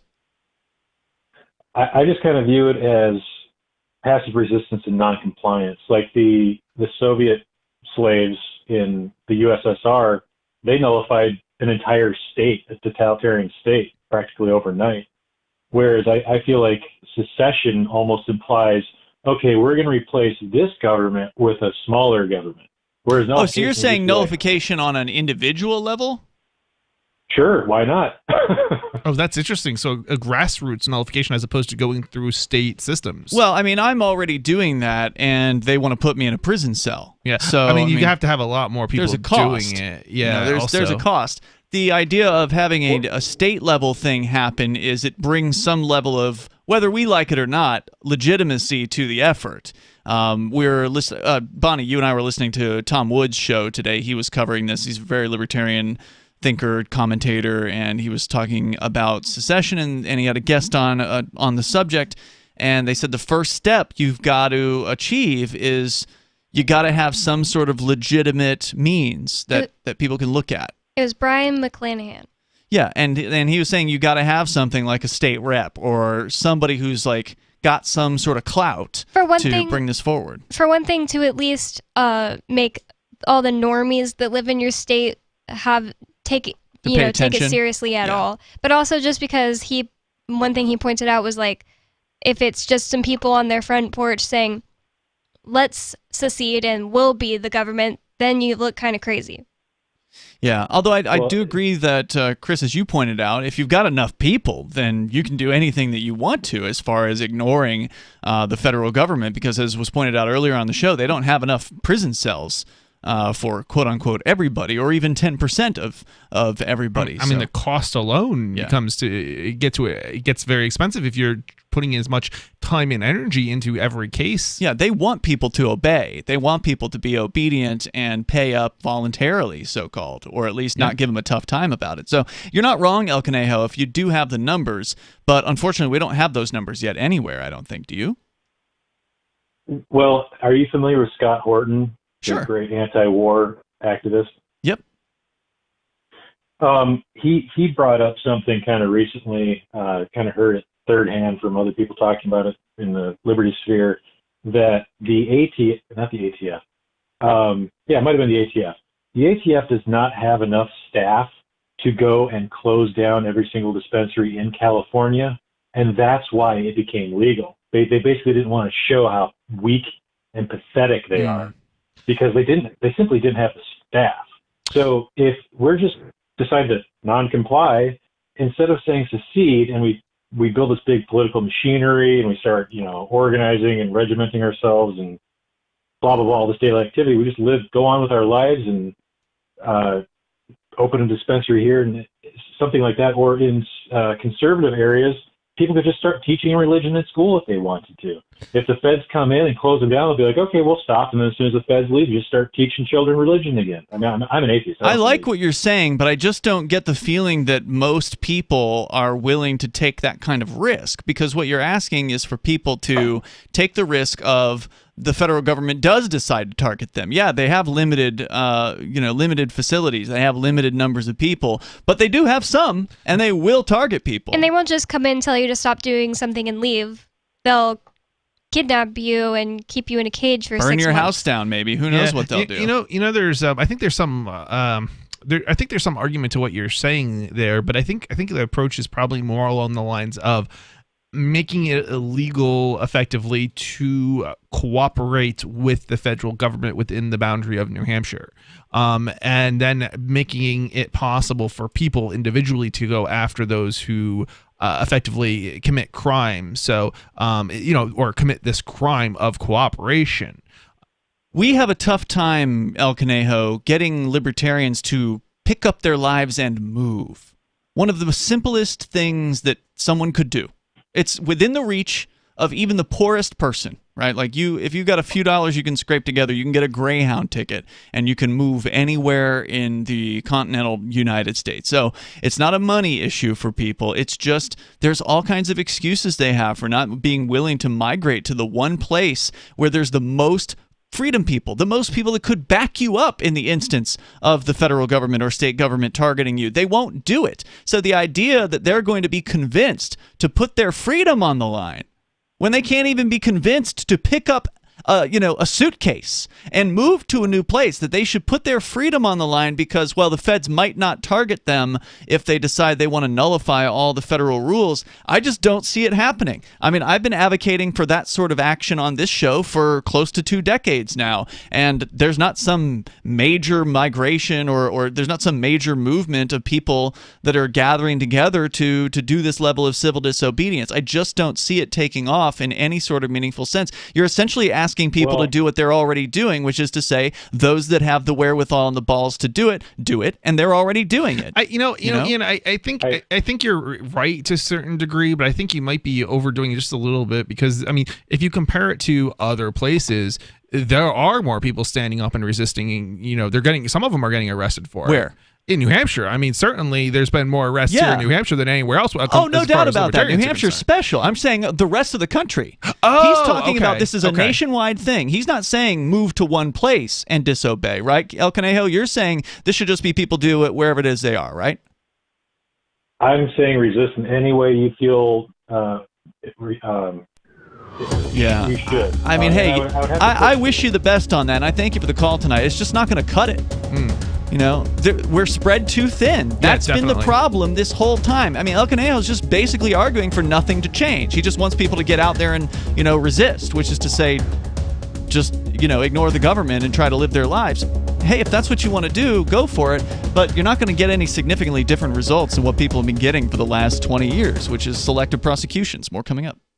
We have some good news. The indictments against Ross Ulbricht in the District of Maryland were dismissed with prejudice, meaning they can never be refiled. This is especially good because those indictments contain the only charge ever made that Ross engaged in murder for hire. This was a serious allegation that Ross Ulbricht denies. It was never prosecuted or ruled on by a jury, but was trumpeted by the federal government and the media as if it were proven fact. The Maryland court held these indictments for almost 5 years, poisoning Ross's case and leaving him under a cloud of unproven allegations. As explained in Ross's appeal to the Supreme Court, the fact that the judge used these allegations to give Ross a draconian sentence of double life without parole violated his Sixth Amendment right to a jury trial. Judges are required to issue sentences based on convictions decided by a jury, not unproven allegations never even charged at trial. Although this is a positive development, the dropped indictment will not set Ross free. Now, a presidential pardon is Ross's only hope of freedom. Sign the petition at freeross.org. freeross.org. The new 4th edition of Healing Our World, The Compassion of Libertarianism, will take your understanding of liberty to a deeper level and has over 1,300 updated references, new cartoons, and a foreword by Dr. Ron Paul. With discounts for multiple book purchases, the 4th edition of Healing Our World is a great gift for the liberals, pragmatists, environmentalists, and Christians in your life who think libertarianism is cold-hearted. Get yours today at healing.freetalklive.com and use promo code FTL for a $5 discount. There are lots of ways to listen to Free Talk Live. Our podcast has been around since podcasts began, and now the FTL feed is loaded with content besides our full show archives. Did you know that we make it easy for you to customize your podcast subscriptions? We have different feeds, one that includes only our full shows, one with just the Daily Digest, and our main feed that includes everything. You decide what you listen to. It's quick and easy to customize your feeds at feeds.freetalklive.com. That's feeds.freetalklive.com. A congressman recently revealed that legislation totaling 2,900 pages and involving more than $1 trillion was available to members of Congress for less than 48 hours to study and consider. That's over 60 pages of legislation per hour. Do you think anyone read the entire bill? I'm Jim Babka with DownsizeDC.org. Consider a proposal buried in a 3,200-page, $388 billion bill, which would have empowered committee chairmen or their agents to examine Americans' tax returns. When this horrible provision came to light, no one claimed to know how it got into the bill. One congressman questioned said, "I didn't write it, I didn't approve it, I wasn't even consulted." If your attorney represented you this way, he might be disbarred. But this is how Congress represents you every day. That's why DownsizeDC.org has created the Read the Bills Act. You can force Congress to read their bills before they pass them at DownsizeDC.org. What if you want to hear the latest episode of Free Talk Live, but all you have is your phone, you forgot to download our archive, and you have no data connection? You can call our Listen line at 641-793-0191. That's a long-distance number, so you may incur charges. If not, listen as long as you want. 641-793-0191. The Free Talk Live listen line, 641-793-0191. Are you a cryptocurrency advocate? The Crypto Tip is the ideal outreach tool to help new people discover cryptocurrency. It's a printable business card-sized tip that you can give to service providers, preferably in addition to a good cash tip. When the server scans the QR code, it'll bring up an explanation of cryptocurrency, how to install a wallet, and allow them to claim the tip. If they don't claim the crypto, you get your tip refunded to you after a time period you specify. Plus, if they do claim the tip, you get an email alert. Create as many tips as you want at cryptotip.org. That's cryptotip.org. Don't miss a moment of Free Talk Live. Get our archives daily via our podcast at feeds.freetalklive.com.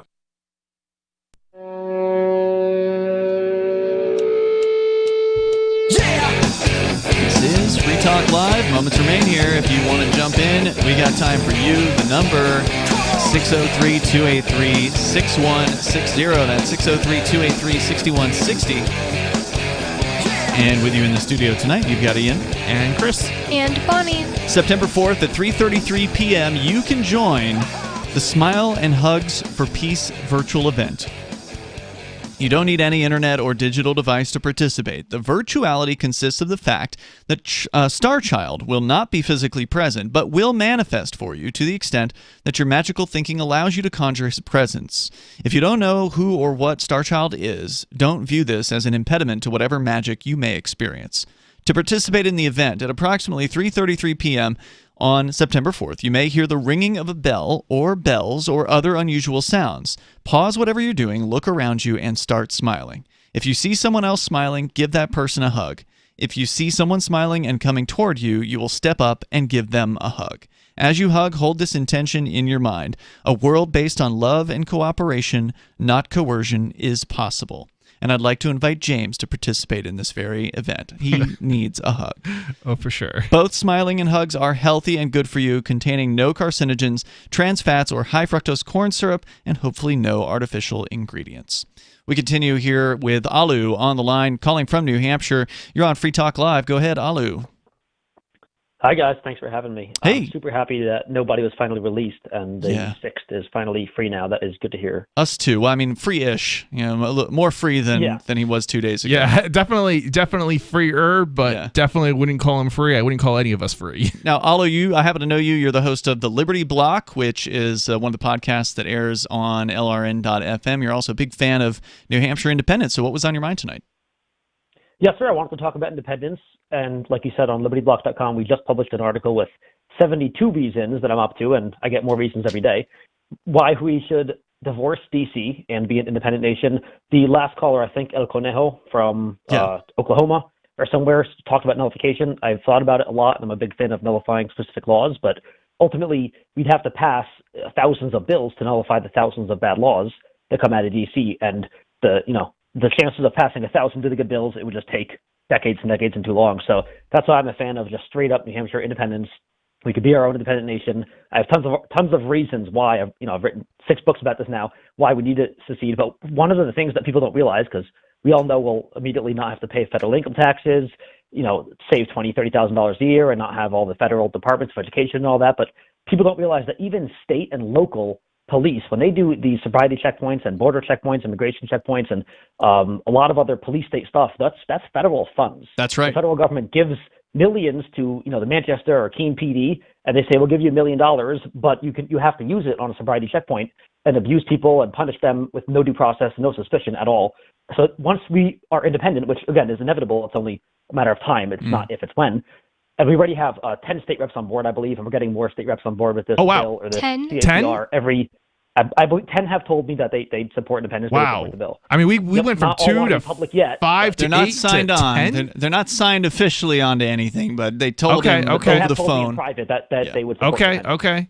So we got at least 10 supporters, 10 state rep supporters. That's awesome. It's a good start. We're getting more and more momentum every day. So, as we do this big push with all these state reps, people talking to each other. I've been talking to friends about it more than ever. Just friends at work and everywhere else, and a lot of people are actually more open to it than I'm a pessimist. I'm surprised at how open people are to independence. And again, every time Biden screws up and DC and politicians and both parties, everyone in DC screws us over, people think that it's less crazy to secede and it's more of the reasonable thing. Which you can count on. I mean, you can count. They're going to keep screwing up. They're going to keep being corrupt. They're going to keep being, incredibly wasteful and just terrible. And it's just a matter of, attracting attention to it. And having state representatives file this thing is going to attract attention to it, and it's going to start conversations like we've never seen before.